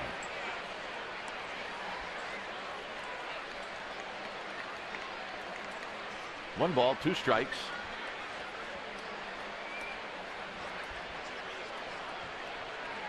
On deck, Ender Inciarte.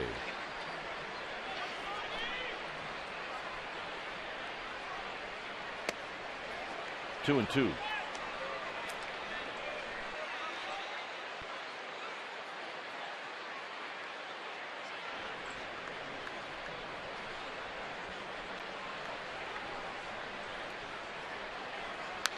Foul back. Coleman are feeling pretty froggy right now. He had a RBI base hit in his last at bat. His first hit of the year. And that run hurt.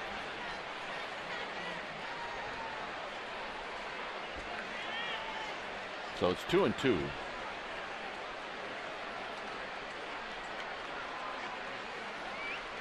And he got him. And that'll bring up Inciarte. Well, that's how you like to come into the bullpen, out of the bullpen, facing that opposing pitcher, the first hitter you face. But Vogelsong's looking for confidence. And he made some nice pitches. That'll give him some confidence.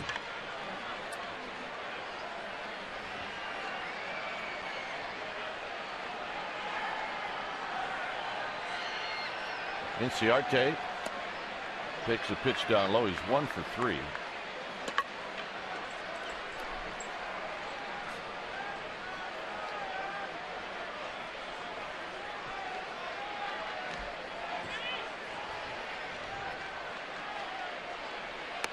And the next pitch is wide.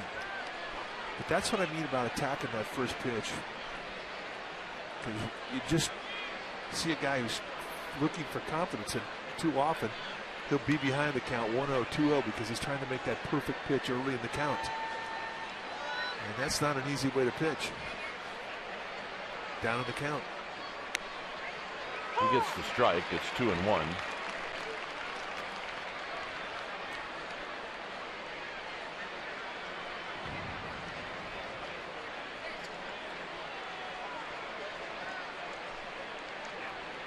On deck is A.J. Pollock. 5 runs on 10 hits for the D-backs. Giants have 3 singles.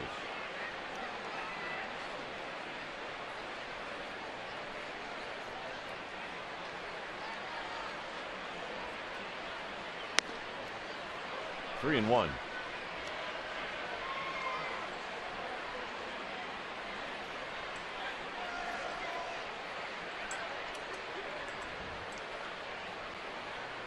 In regards to his outing tonight, this is a big pitch for Vogelsong.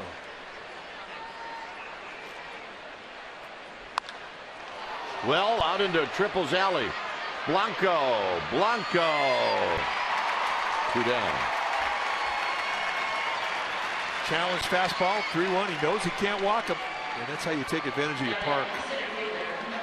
Get him to hit it to right center.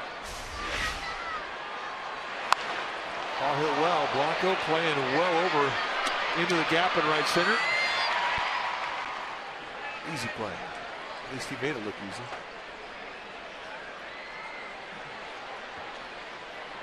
Here's Pollock, who's 2 for 3. Pollock fouls it out of play.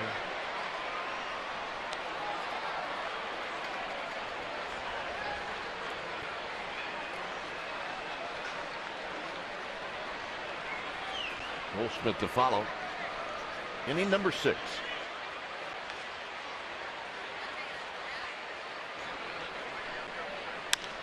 And on the ground, Casey McGee. From his knees, not good enough. There'll be a hit for Pollock, his third. Now batting first baseman, number 44, Paul Goldschmidt.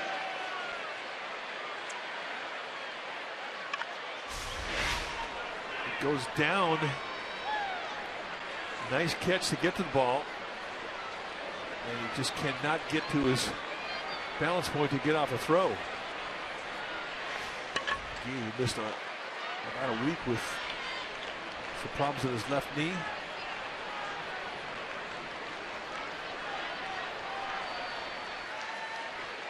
Here's Goldschmidt, who takes outside for a ball.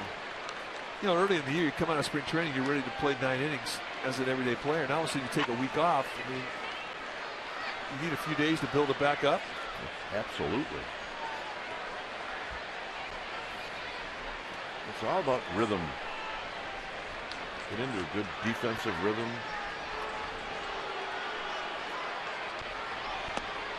Two balls and no strikes.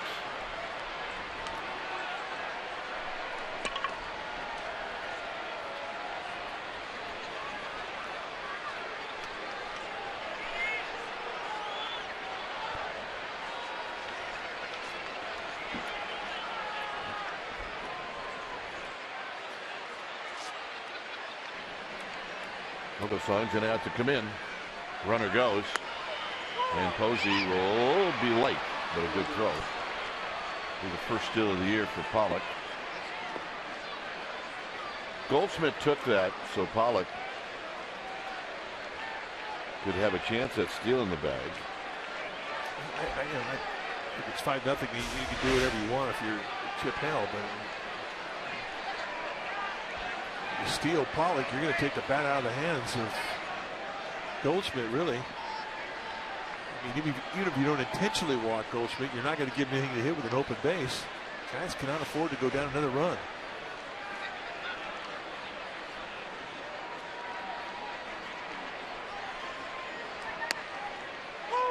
And he gets the outside corner call. It's 2-2.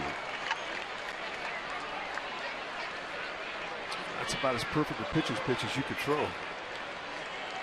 Runners in scoring position tonight, 4 for 10. The Giants still looking to get a runner in scoring position. They have not gotten a runner past first base in tonight's game.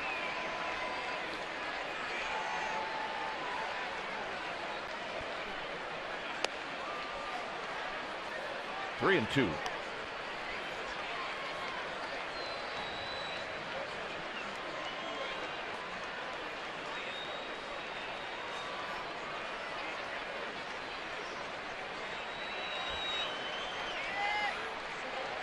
Be the 19th pitch of the 6th inning for Vogelsong.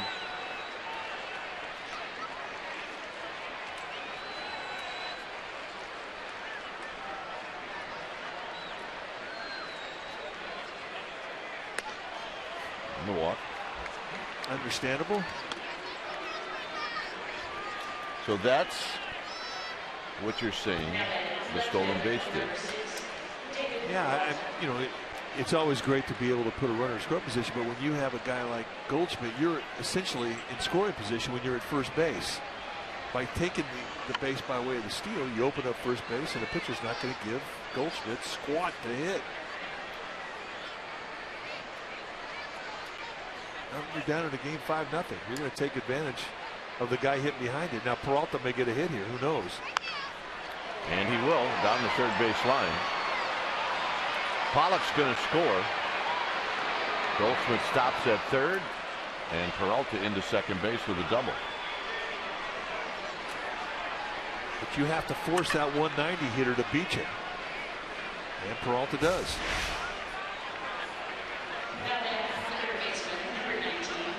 And that wasn't even a strike that he hit. Well, played McGee way off the line with the left-handed hitter up. And again, as we've seen a lot in this losing streak, hitters are just hitting away from the defense. That's kind of how things are going. Here's Jake Lamb.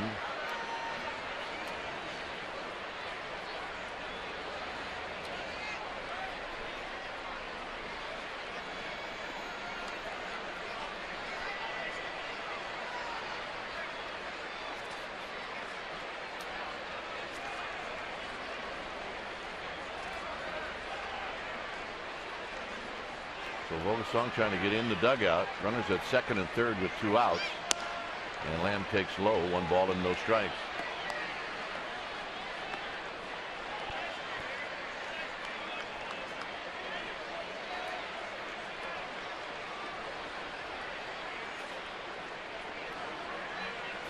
Goldschmidt getting a real big lead at third base.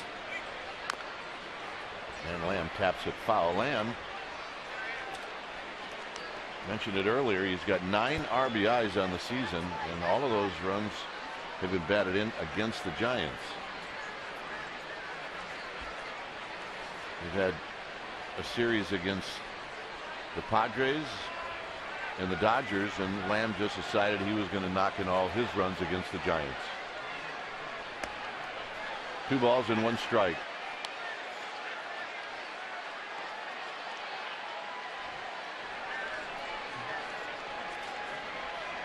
Well, I mean, that's not going to endear him to anybody here in San Francisco. No, it's not. But he's really popular in LA and San Diego. You can't say that publicly.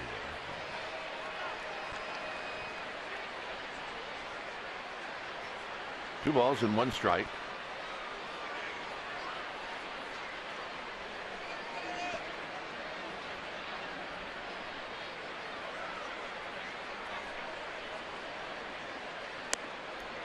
Three and 1. And look, he's got a base, right? I mean, if that's how we're doing it. Yeah. First base is open. Lamb's been red hot. The guy behind him's hitting 200. Although Gozowicz does have a hit tonight.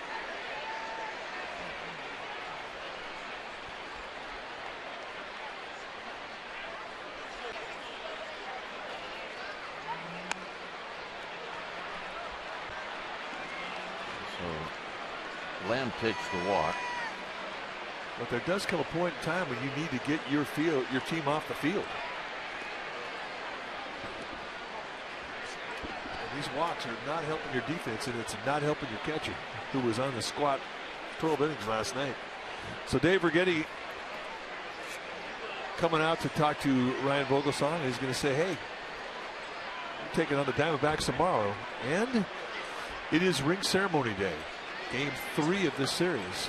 Chris Heston will be on the hill for the Giants. The pregame show will feature the players getting their 2014 World Series ring. The home of your World Series champion Giants is Comcast Sportsnet. So we encourage you to get here early tomorrow to see the ceremony.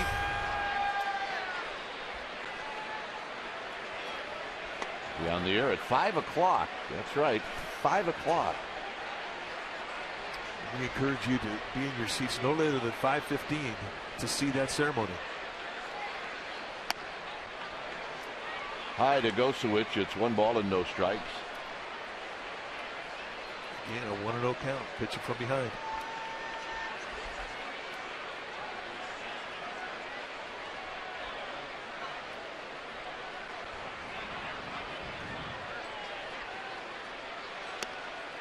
And a strike. So Vogelsong hits the outside corner. 1 ball and 1 strike. Way back at the start of this inning, Vogelsong struck out Josh Colementor.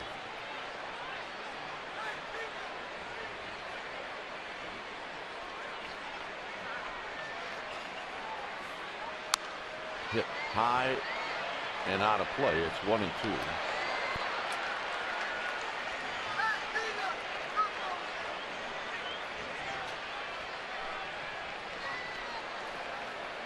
A new baseball for Ryan Vogelsong.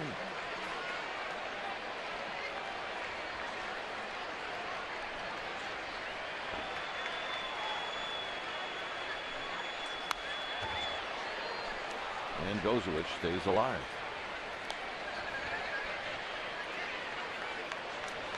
"12 hits for the D-backs.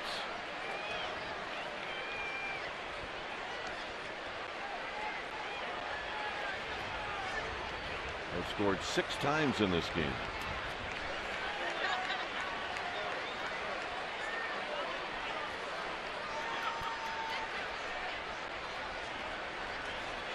Wilson gets the sign from Buster Posey, and that breaking ball will end the inning. A run in, 3 stranded. Top of the order coming up.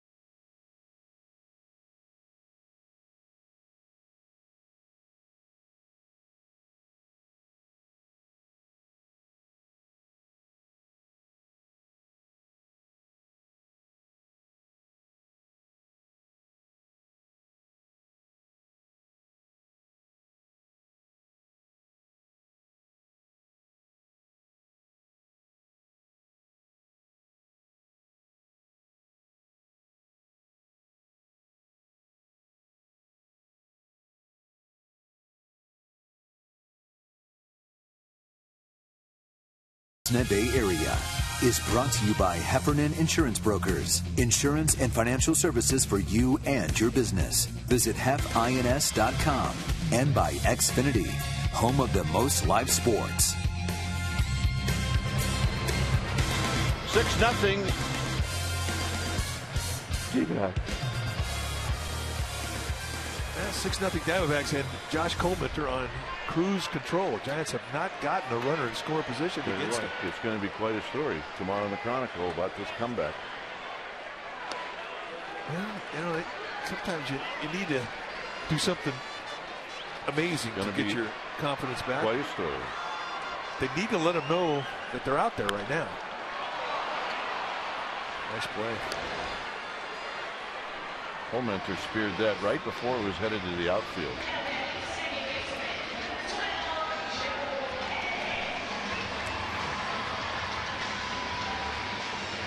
Here's Panik. Panik is 1 for 2.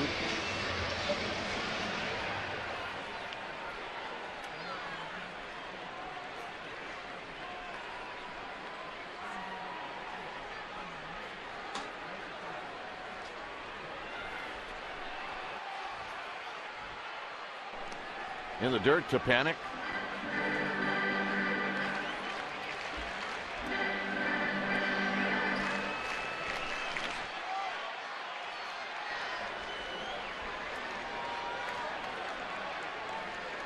Panik trying to get on for Pagan and then Posey. And he takes that pitch on the inside corner.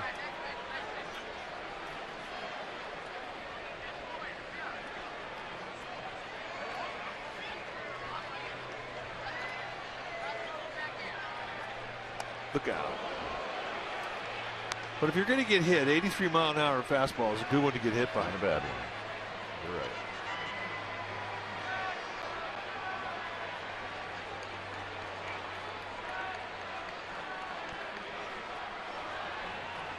Two and 1 to Panik. Panik pulls it foul.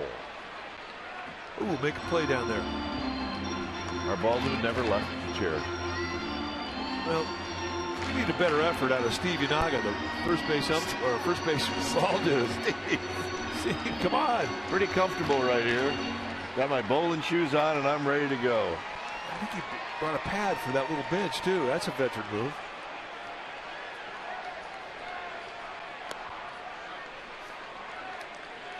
It's not his first rodeo down that right field line. It is not. Look at him. He's psyched. Yeah. Show him off, baby. If you got him, you got to flaunt him.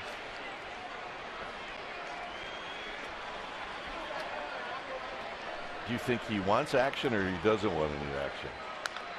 He's going to get some find here. out. Oh!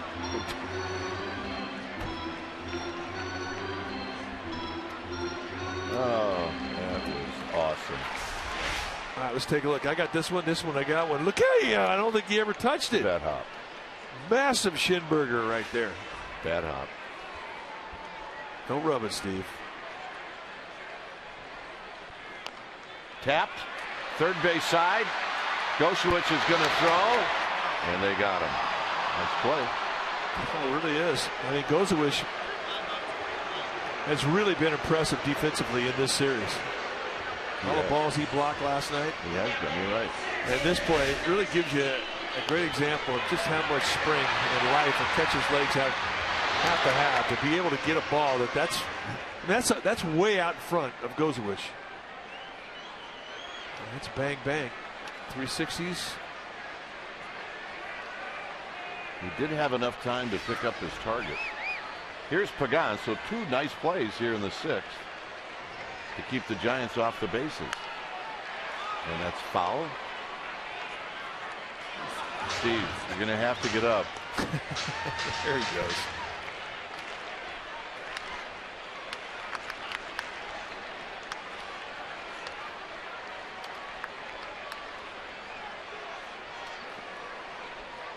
Oh, and 1 to Pagan.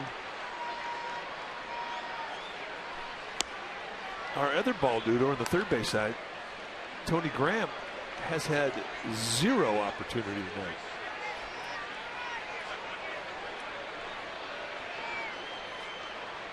Yep, that'll cause you to yawn. Take a nap.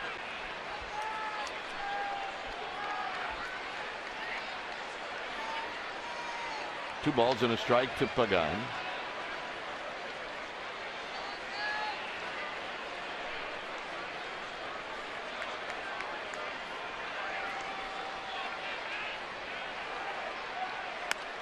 Three and one.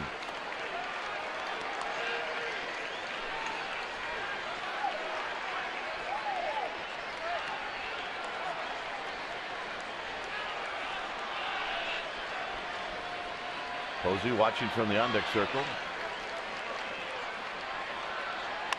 And this hit on the ground. And Owings will make the play. 3 nice plays here in the sixth. As we head to the seventh, it remains 6-0 D-backs.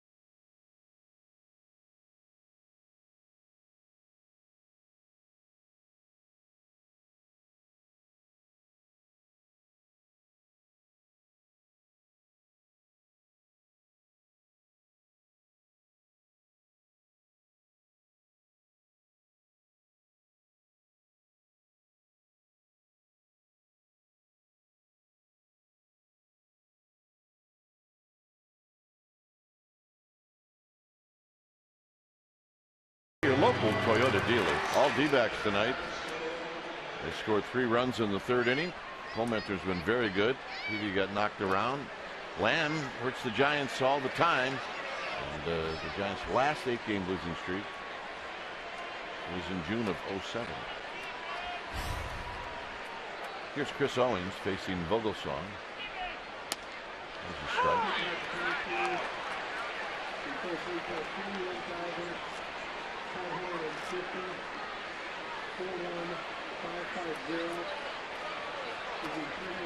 Here's the 0-1 to Owings, and he shoots it down the right field line.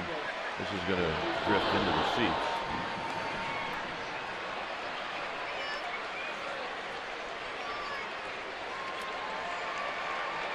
Yeah, we got a man making a grab, getting a souvenir. Commando style too, no gloves.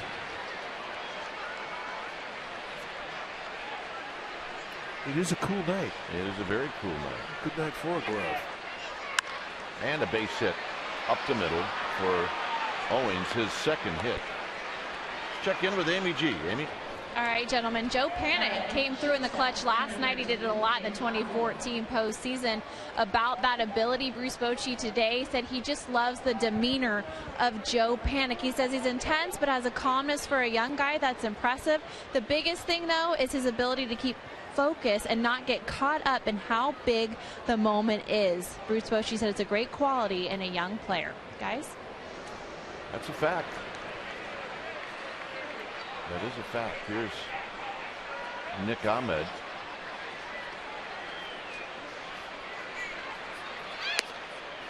And the first pitch is down low.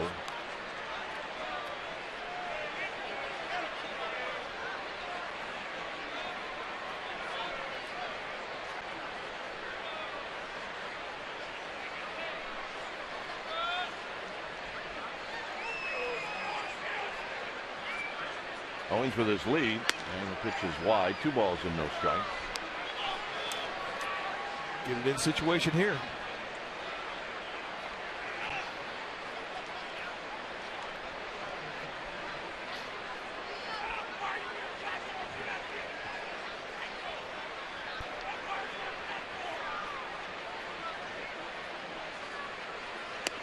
And Vogelsong does. He shoots that right around the knees of Ahmed. Ahmed's not an easy guy to double up. He's got great speed, even from the right side.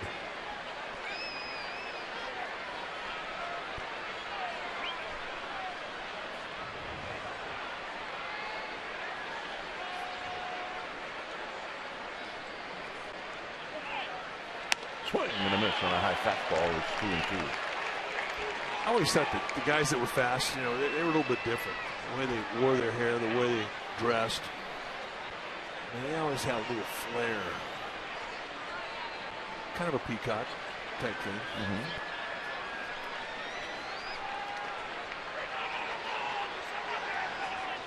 2-2 pitch.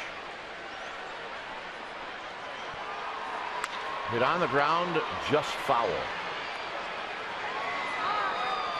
Oh, gotta make a play. Come on.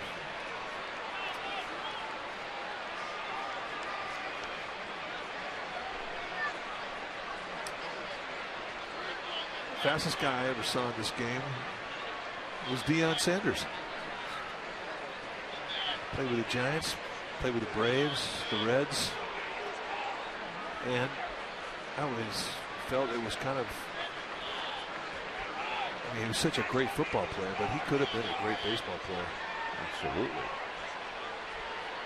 2-2 pitch. Hit out to right field. Blanco playing right there. Now he comes in. 1 out. Warriors start their playoff run tomorrow. Game 1, 11:30 a.m. Then Game 2, the Warriors will be taking on the Pelicans. That's a Monday game. You see it right here on Comcast Sportsnet Bay Area at 6:30 p.m. Pinnacle, the Warriors playoff is right here. Comcast Sportsnet. Games 3, 4, 5, and 6, if necessary, will also be on CSN. If necessary. If necessary. Here's Josh Colementor. Colementor hits it out into right center field. And Blanco misplayed it. And now it gets by him. And Owings is on the move. Owings is going to score. And Colementor into second base. It's 7-0. And that's a 2-hit night for Josh Colementor. So they ruled it a single and an error on Blanco. He kind of got caught in between. Should I stay? Should I go? He cuts his route short, and as it hops by him, it's just extra bags. For anybody on that team except Colementor, probably would have been, he would have wound up at third base. So here's Inciarte, and he hits one on the ground to Belt. Belt will go to the bag. Colementor moves to third, 2 outs. And here's Pollock. So just to get back and finish up that thought about Deion Sanders, he did not have a very good first step in the outfield to get a ball. I mean, it was horrible. But he could make up for it. It didn't matter. He was so fast.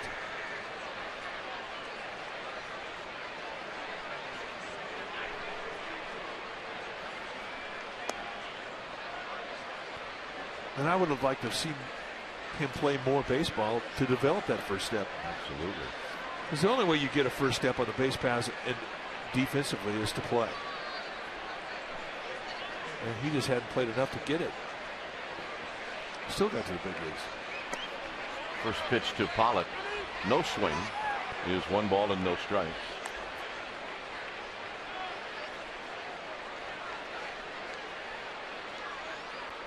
That is one thing about the big leagues. I mean, you see some great athletes.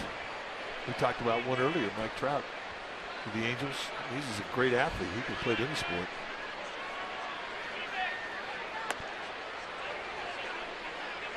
Bo Jackson. I remember when Bob Brenly left us in 1989 at the start of the season. He left the Giants, went to the Blue Jays. He was in the American League, and he joined us back late in August, right before the September run. He said that was the one best part about being in the American League. I got to see Bo Jackson play. So that's the greatest athlete I ever saw. There's Bob Brenly, BB.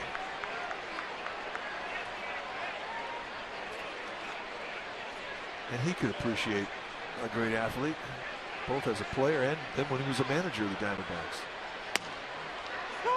3-2 to Pollock.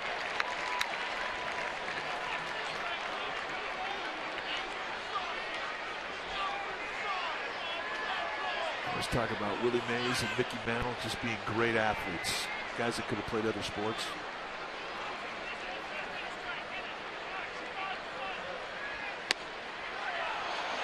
And that time Vogelsong did not get the pitch. So it's a walk.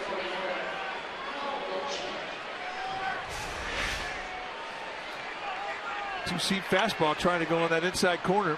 Buster doing his best to try and frame that thing into strike zone and just could not get the call. So it gets outside the knees on that inside corner. You're not always going to get that pitch. Here's Goldschmidt. Goldschmidt takes the ball. 1 ball and no strikes.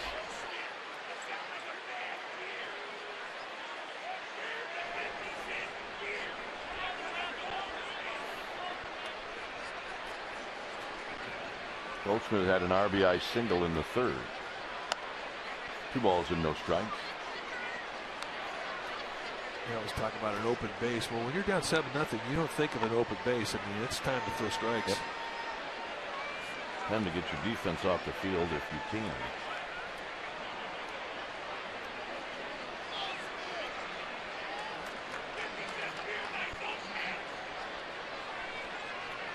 Two and 0.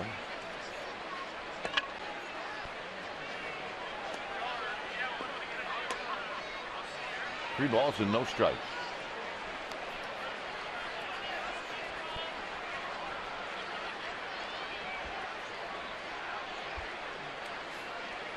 Dodgers leading the Rockies 6-3. That game in the 6th inning. There's a strike. There's a big day in Chicago today. The Chris Bryant kid made his first start. The Padres beat the Cubs 5-4. They hit a couple of big home runs in that game. Yeah, some controversy in that game in regards to those home runs.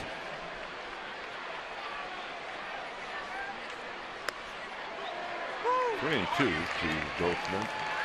Both times the Cubs thought that they had a strike three on Will Millbrooks. He went opposite field home run. Then they had strike three on Will Myers with 2 men on. And he gets a 3-run homer on the next pitch.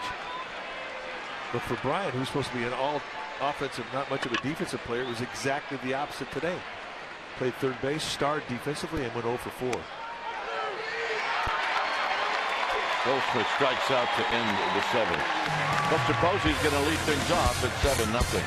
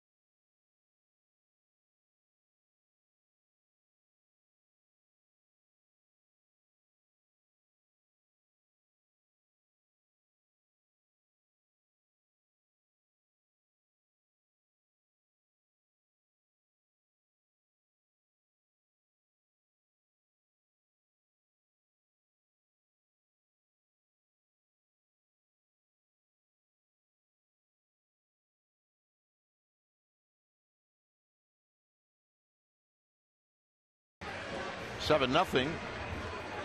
Arizona leading the Giants. You ever see those spots we did with Dave and Ahmed and the Cab? I have not seen them. I've never seen them. Maybe they were bad and they're not showing them. I mean, we spent a lot of time doing those. What do you think? 15, 20 minutes? Yeah. Here's Posey. Buster tonight is 0 for 2.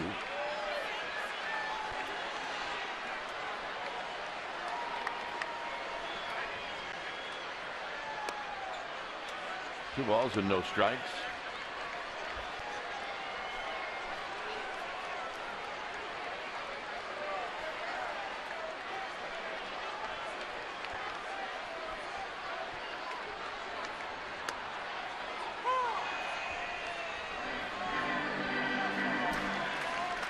Josh Coleman, 11 for 22 at first pitch strikes. That is not really the recipe for success, but he's been able to pitch behind the count with that changeup, just like that. Struck well to center, but Pollock in front of the wall is going to make the catch. Posey did not quite get all of his lower body in that swing. Had a little reach on it, which is what that changeup is designed to do.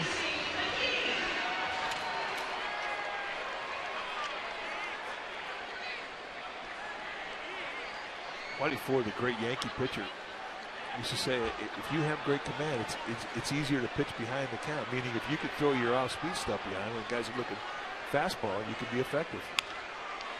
And that's kind of what Coleman has done tonight. Tony Graham, our ball dude, a little late there.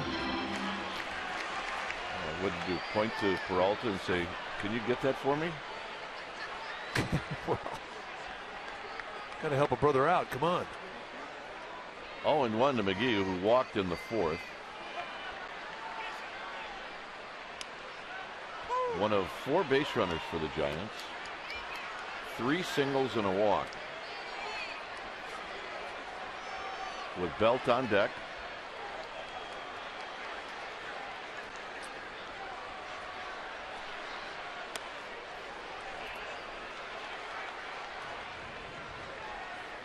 Just 86 pitches here with 1 out in the 7th for Clemente.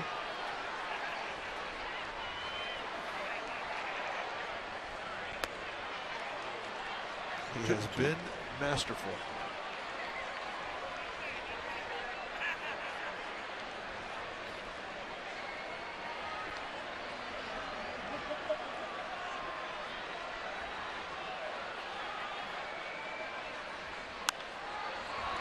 Hit to right. Diving and catching is Inciarte. 2 down. Oh, that's a great play. And the quality of the defense that the Diamondbacks have thrown at the Giants in this series has really been fantastic. And here's another example of it. Inciarte going full out, I'd say about a foot off the ground. Makes a belly slide. This is how you preserve shutouts right here. Nice play. So here's Belt. And the reaction from Clemente, you the man. Belt bounces this one into the shift. And he will be retired, and that'll end the inning. So we played 7. And it remains 7-0 D-backs.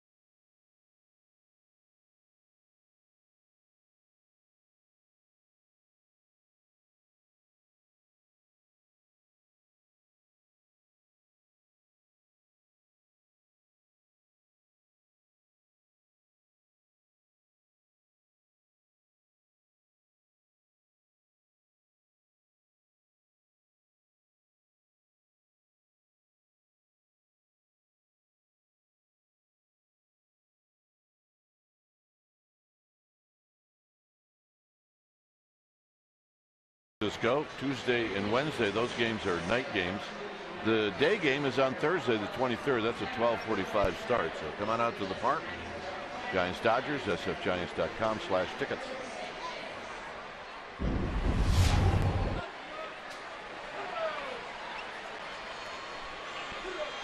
I'll give you the changes for the Giants here in a minute. Is Dave Peralta stands in, and a curveball for a strike.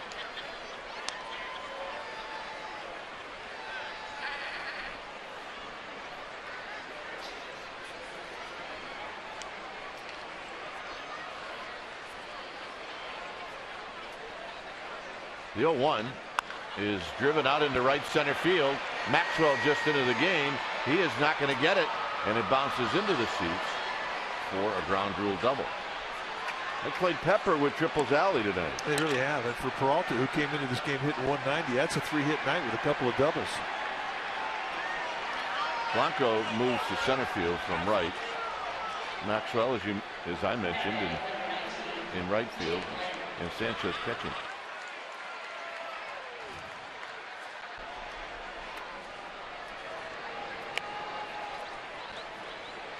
Yusmeiro Petit starting to get stretched out in the Giants bullpen.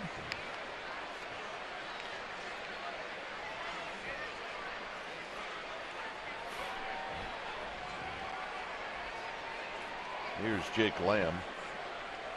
15 hits for Arizona.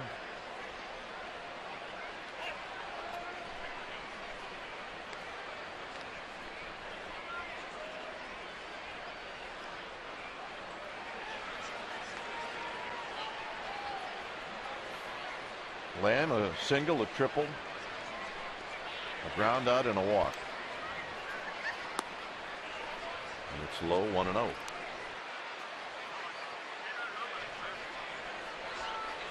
I saw something today in baseball that I hadn't seen before. Ubaldo Jimenez, the pitcher for the Baltimore Orioles, was pitching in Boston against the Red Sox. Had a no-hitter with 2 outs in the fourth. And I mean, that's the fourth inning, but still, I mean, he hadn't given up a hit. And there really hadn't been any kind of a warning in the game or anything. And he hits Pablo Sandoval on the right shoulder with a pitch and got kicked out of the game. Got kicked out.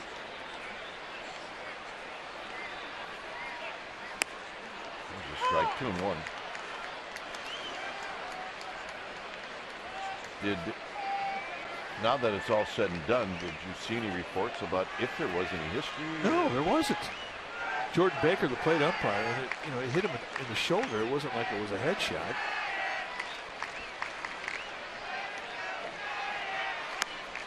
But it stunned everybody. The catcher for the Orioles, Caleb Joseph, he didn't know what to do. Buck Showalter, the manager of the Orioles, almost lost his mind. Jordan Baker, a young umpire, thought there was intent, I guess. And the walk to Jake Lamb. Here's Gosewicz.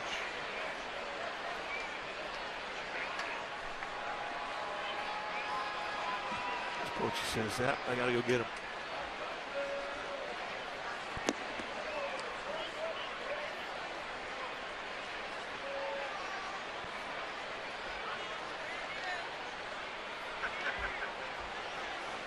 So you saw the hand sign, which means a double switch.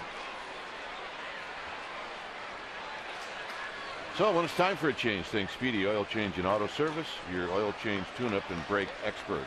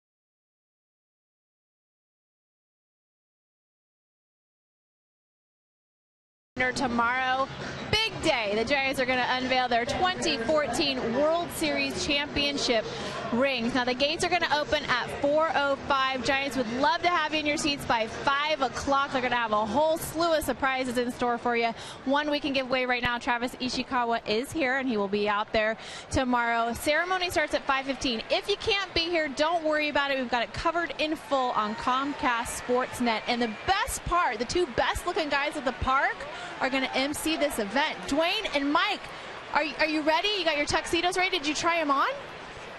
Nope. No, that's one of the surprises for tomorrow. We're feeling, see if it fits. We're feeling pretty confident. And on the first pitch, Gosewich pops this one to Panic. I know I'm going to put my tuxedo on tomorrow, and it's going to be, my pants are going to be 7 inches too short. I told you what we're going to do. They're selling orange pants now at the dugout store. Black tuxedo top with the orange pants would be perfect. There you see the numbers for Yusmeiro Petit, the time he's going to do a ball game. Throwing the ball well, 6 strikeouts, no walks in 5 1/3. There's Duffy at third, so that's a double switch. He will hit in the 9th spot, and he'll hit third in the bottom of this inning. And that ball just handcuffed Hector Sanchez. I don't think it hit the dirt. It's going to be ruled a pass ball, and that's what it should be called. Think he got crossed up, Mike? Yeah, I do. And he's going to come out and talk to Yusmeiro Petit right now. I mean, you can't really give a guy a pass ball if he was crossed up. I mean, granted, that's a ball that should be caught, but if he's thinking the breaking ball's coming, he's the wrong guy to penalize. And I think that's what it was.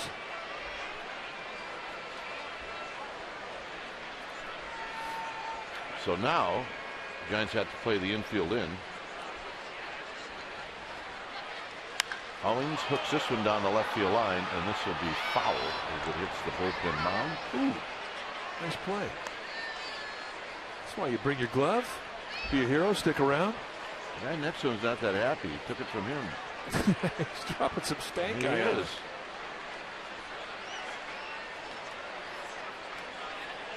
It's all right.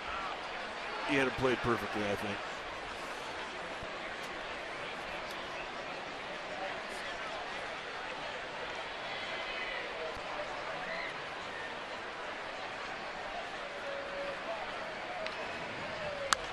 Out of play this time the other way, and it's 1-2.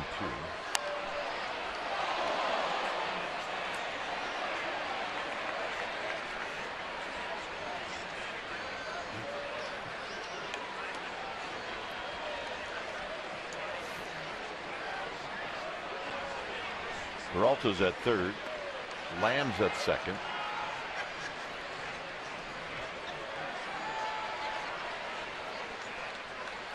Got him. So the breaking ball. And he gets the strikeout he was pitching for.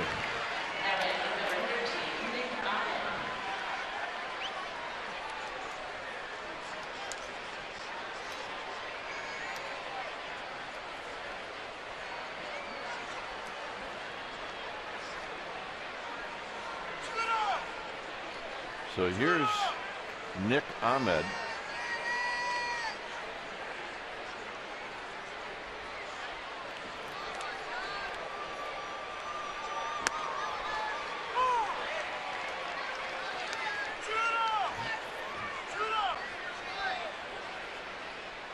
Ahmed tonight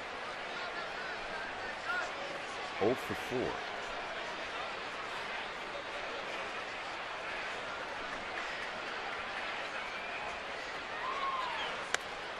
And there's a strike. Pete coming out, just painting corners. That's what he does. Consistently stripe the inside and outside corners of that plate with all his pitches.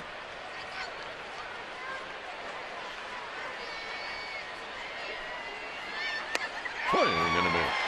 Nice job by Yusmeiro Petit. Bronco Crawford and Duffy are coming up.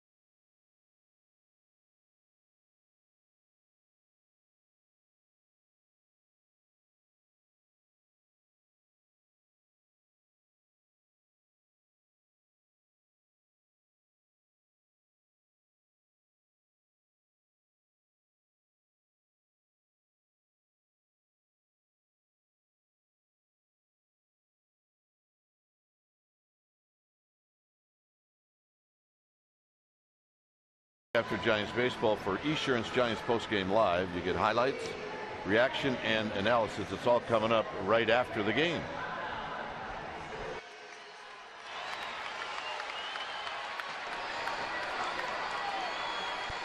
So here's Blanco. Clemente is not allowed a base runner since the 4th. He's not allowed a hit since the 3rd.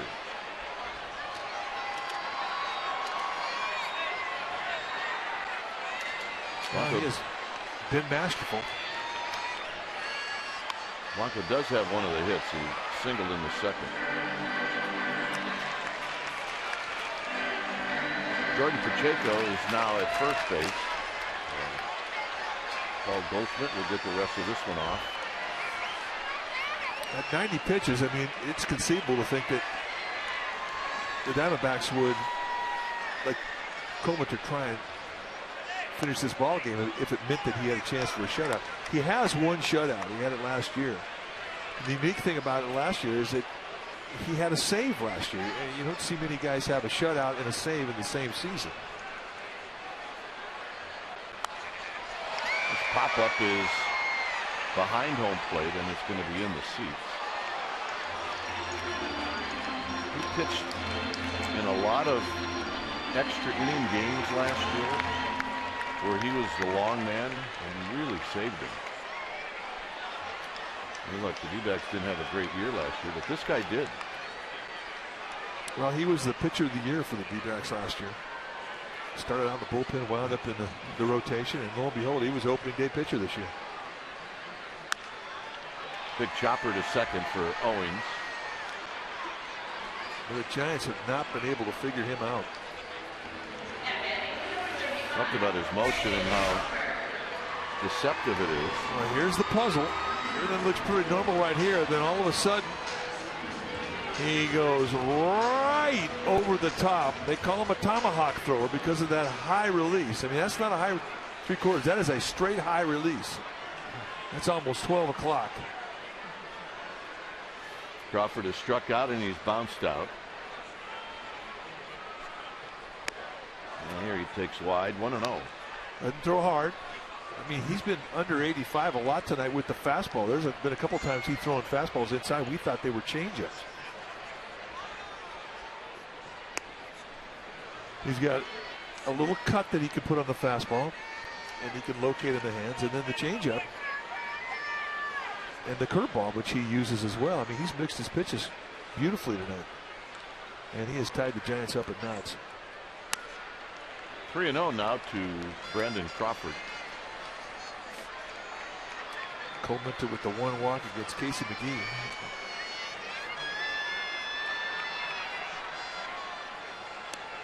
There's a strike.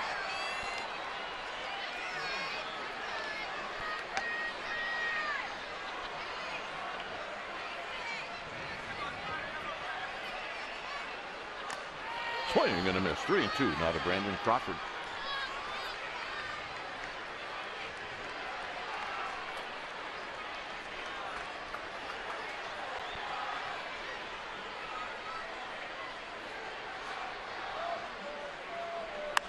Crawford skies it into left center field.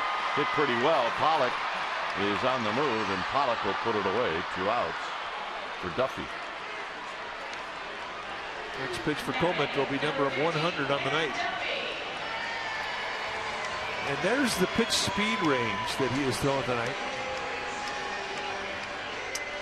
From 70 to 85. I mean, with deception, you just don't have to have velocity. Deception and location have been his 2 biggest allies tonight.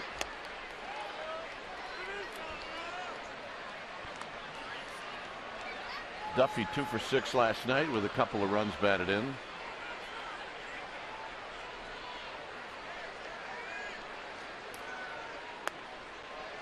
And he takes the ball 2-0.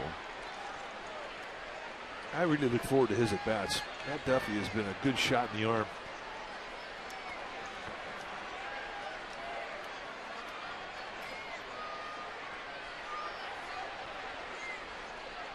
Two-0 pitch. Duffy pops it up. Inciarte in right field will backpedal and put it away. And another 1-2-3 inning for Josh Coleman. 9th inning coming up.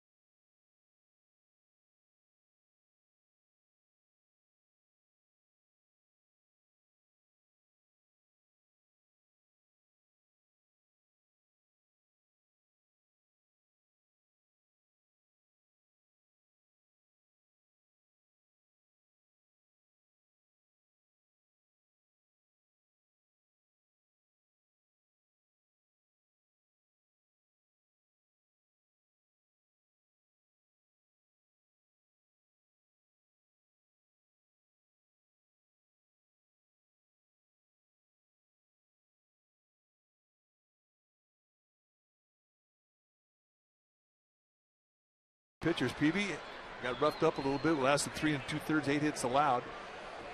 And for Coleman, 8 strong with just 3 hits allowed. He has not allowed a runner to second base.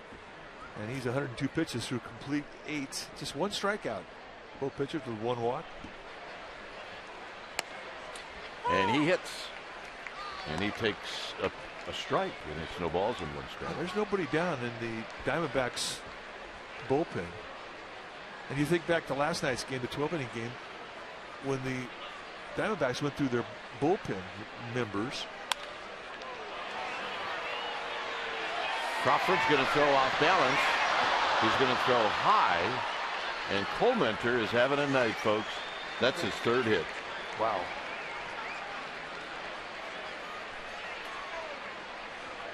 Last night when they were out of bullpen guys, he got up and he was getting loose.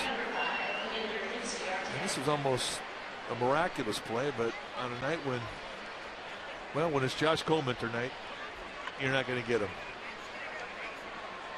A for effort, though.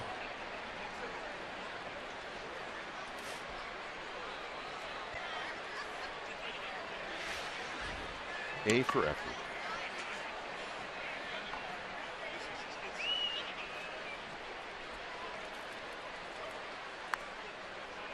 I mean, 8 shutout innings, 3 hits. Yeah. You would think that's pretty nice night. Yeah.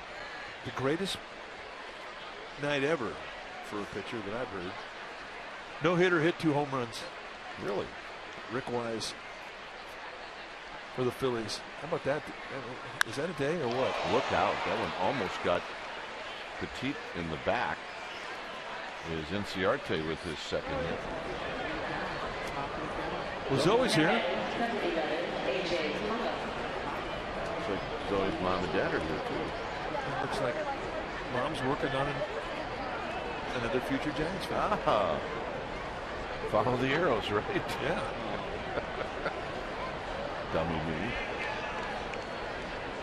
Well, welcome, Zoe. They get better, I promise.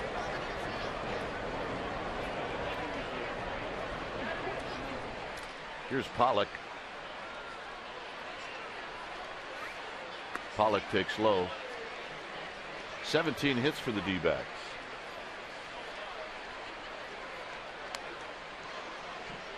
Pollock has 3 of those 17.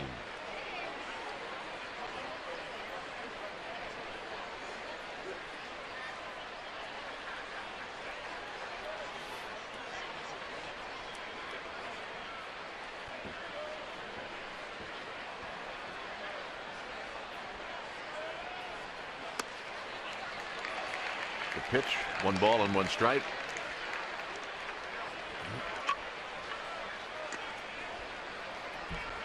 It's been Peavy, Cantos, Vogelsong, and Petit here in his 2nd inning of work.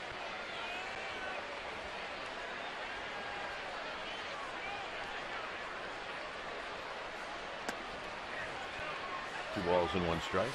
You know, and we know Jake Peavy, and he's going to wear this hard, but one of the things that he is going to wear hard is the fact that he had to get this bullpen into the game tonight, the 4th inning. Peavy has been an innings eater his whole career, and he's had 2 short starts in a row. Went 4 in his first start in San Diego, and here tonight he didn't finish 4. 2-1 pitch coming up. Pollock with a base hit into right center field, and Maxwell does a nice job of slowing it down. They're going to hold the back runner, but coming in to score is Colementor, and it's 8-0.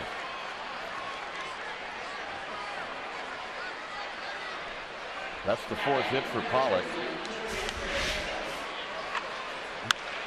Nice job of going the other way. And that grass, a little moist, do a little skip. And the point you talk about, Maxwell coming over cutting that out, that turned out to be a good play. That ball really skipped on him. Just slowed it down enough for Blanco to be able to get to it. Well, as fast as Pollock is, if that ball gets by him, he might go all the way around. Here's Pacheco. Pacheco batting for the first time.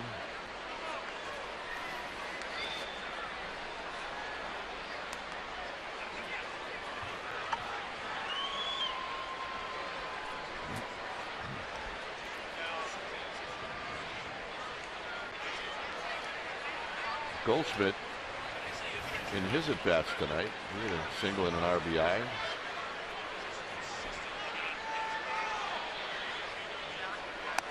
The fastball high, 2 balls and no strikes. Diamondbacks were the team that Petit nearly threw a perfect game, correct? Correct. Here, Chavez, the pinch hitter. That was amazing. With 2 outs in the ninth. Ball hit right in front of Hunter Pence. And he had no chance for it. Well, he's also the guy that holds the major league record for retiring consecutive hitters. He retired 46 consecutive batters last year. That's almost impossible. Didn't hit a guy, didn't walk a guy. He originally broke into Florida, then he played for the Diamondbacks. And he's found a nice home here.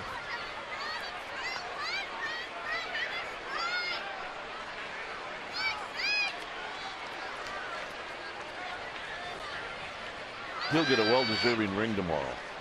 Think back to that 18-inning game. He threw 6 innings in relief. He had a quality start coming out of the bullpen, as you like to say, which that was a pretty good line.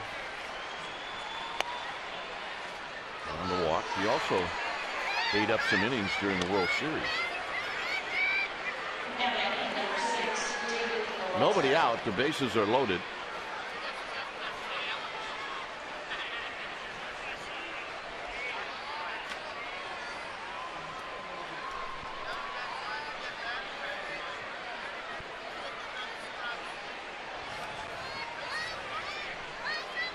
So here's Peralta, who suddenly has come alive.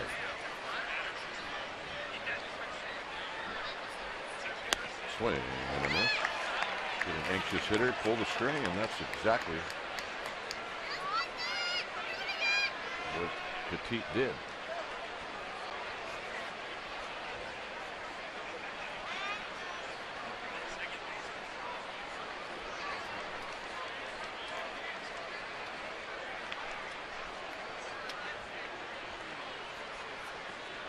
Oh, 1 pitch is just off the plate.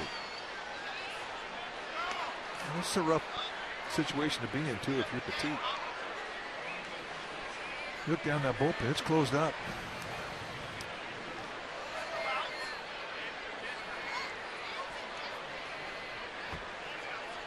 that can be a great motivator. Hit out to left field. Hit pretty well. Aoki reaches up and he makes the catch. And coming in to score is Inciarte. So it'll be a sacrifice fly.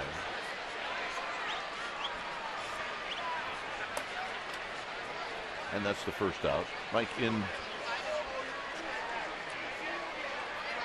Game 4 of the World Series, the Giants are down. They were 1-2. Yep. And Yasmeta Petit threw 3 shutout innings and enabled the Giants to come back after they were down in that game and win the game 11-4. So just a little add-on to he'll be getting a ring tomorrow. Here's Yasmani Tomas, and on the first pitch he pops out.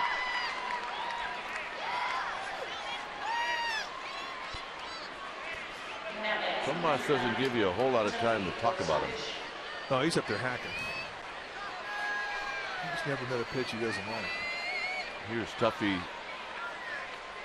Gosowicz.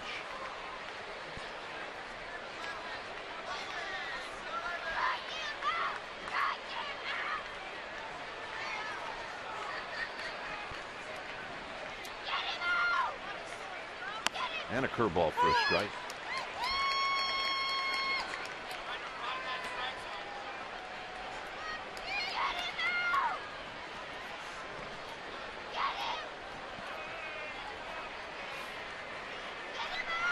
Two runs in here in the ninth. Fastball, nothing in 2.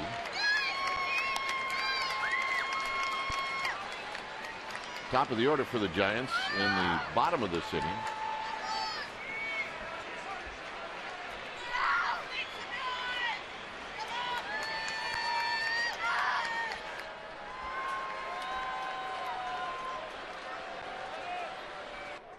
And Gosowicz goes around, and that'll end the inning. So 2 runs on the board gives the D-backs 9. Aoki, Panik, and Maxwell coming up.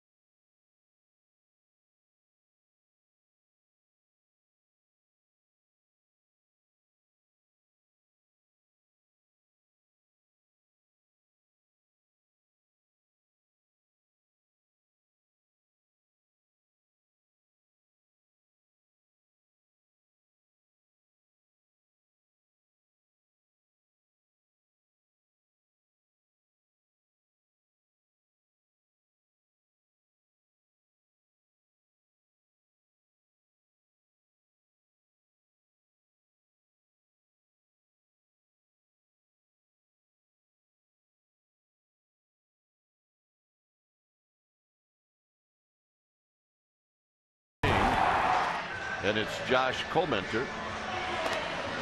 Colmenter is been fabulous in this game, and he also picked up 3 hits in this game, and 2 of his hits knocked in runs. So Josh Colmenter, player of the game, and it's brought to you by Honda.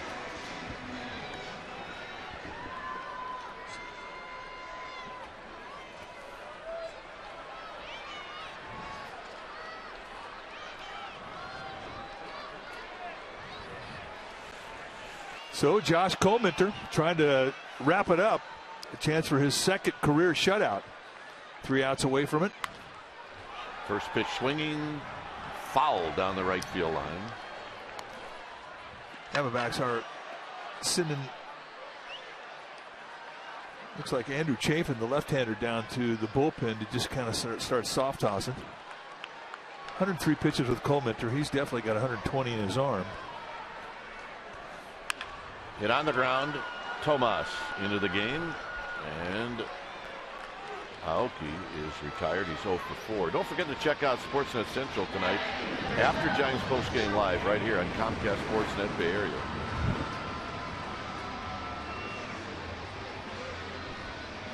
The last base runner for the Giants was a Casey McGee walk. The last hit was a panic single in the 3rd.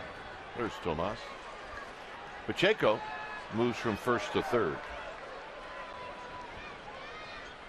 So here's Panic. Panic also hit a ball way out into Triple's alley that was caught in the 1st inning.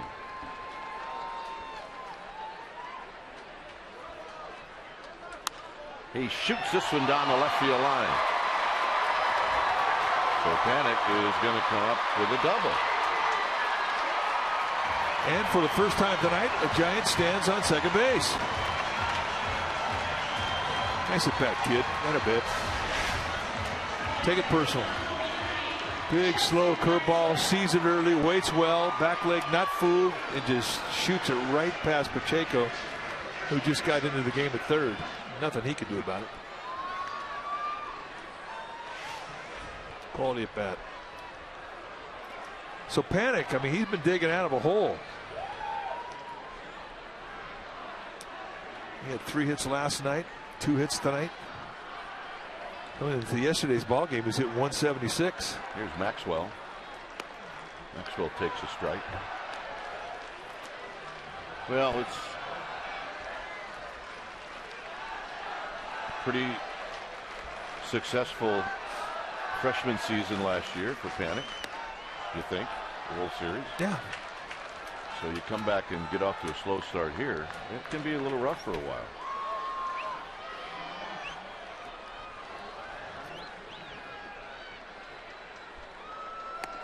Maxwell with a big swing and a miss.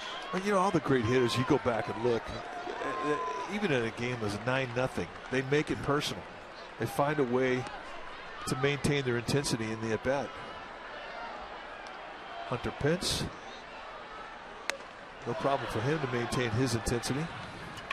Maxwell goes down swinging. That's only the 2nd strikeout for Colementor. He's let his defense really help him in this game.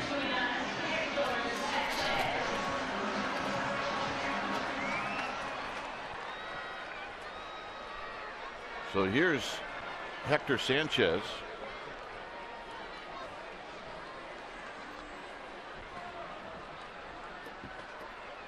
Sanchez takes a strike.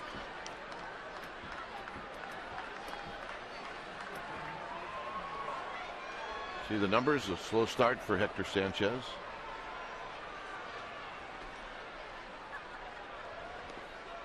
Swing and a miss, 0-2.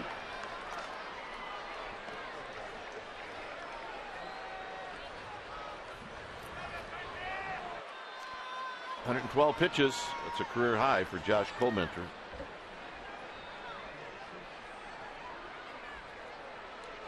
And his reward is right now. Well, you're right. I mean, it's a big deal these days to get a complete game. Doesn't happen that often anymore. There are teams that will go a whole year now without a complete game from their staff. That's right. As I mentioned before, he did have a shutout last year, so this would be his 2nd career shutout if he can get the last out here. 1-2 pitch. Barrel of the bat, heads up, goes flying, and it's going to be Ahmed who makes the catch, and that's the ball game. So a complete game shutout for Josh Colementor. We talked a lot about it, Mike, on opening day in Arizona, how tough this guy was against the Giants. Giants knocked him around a little bit in that start, but not today. Well, and really this has been the first start that he really got a good rhythm going, and he just flat out dominated tonight. Giants only had one runner get to second base. Not a lot of strikeouts. He only had 2, but he kept them off balance all night long, and that's his game. 1 walk, and he shuts out the Giants here at AT&T Park. All right, final score. The Diamondbacks 9 and the Giants nothing. Thanks for joining us, and stay tuned. Eastern's Giants postgame live with interviews in the wrap. That's going to start right now.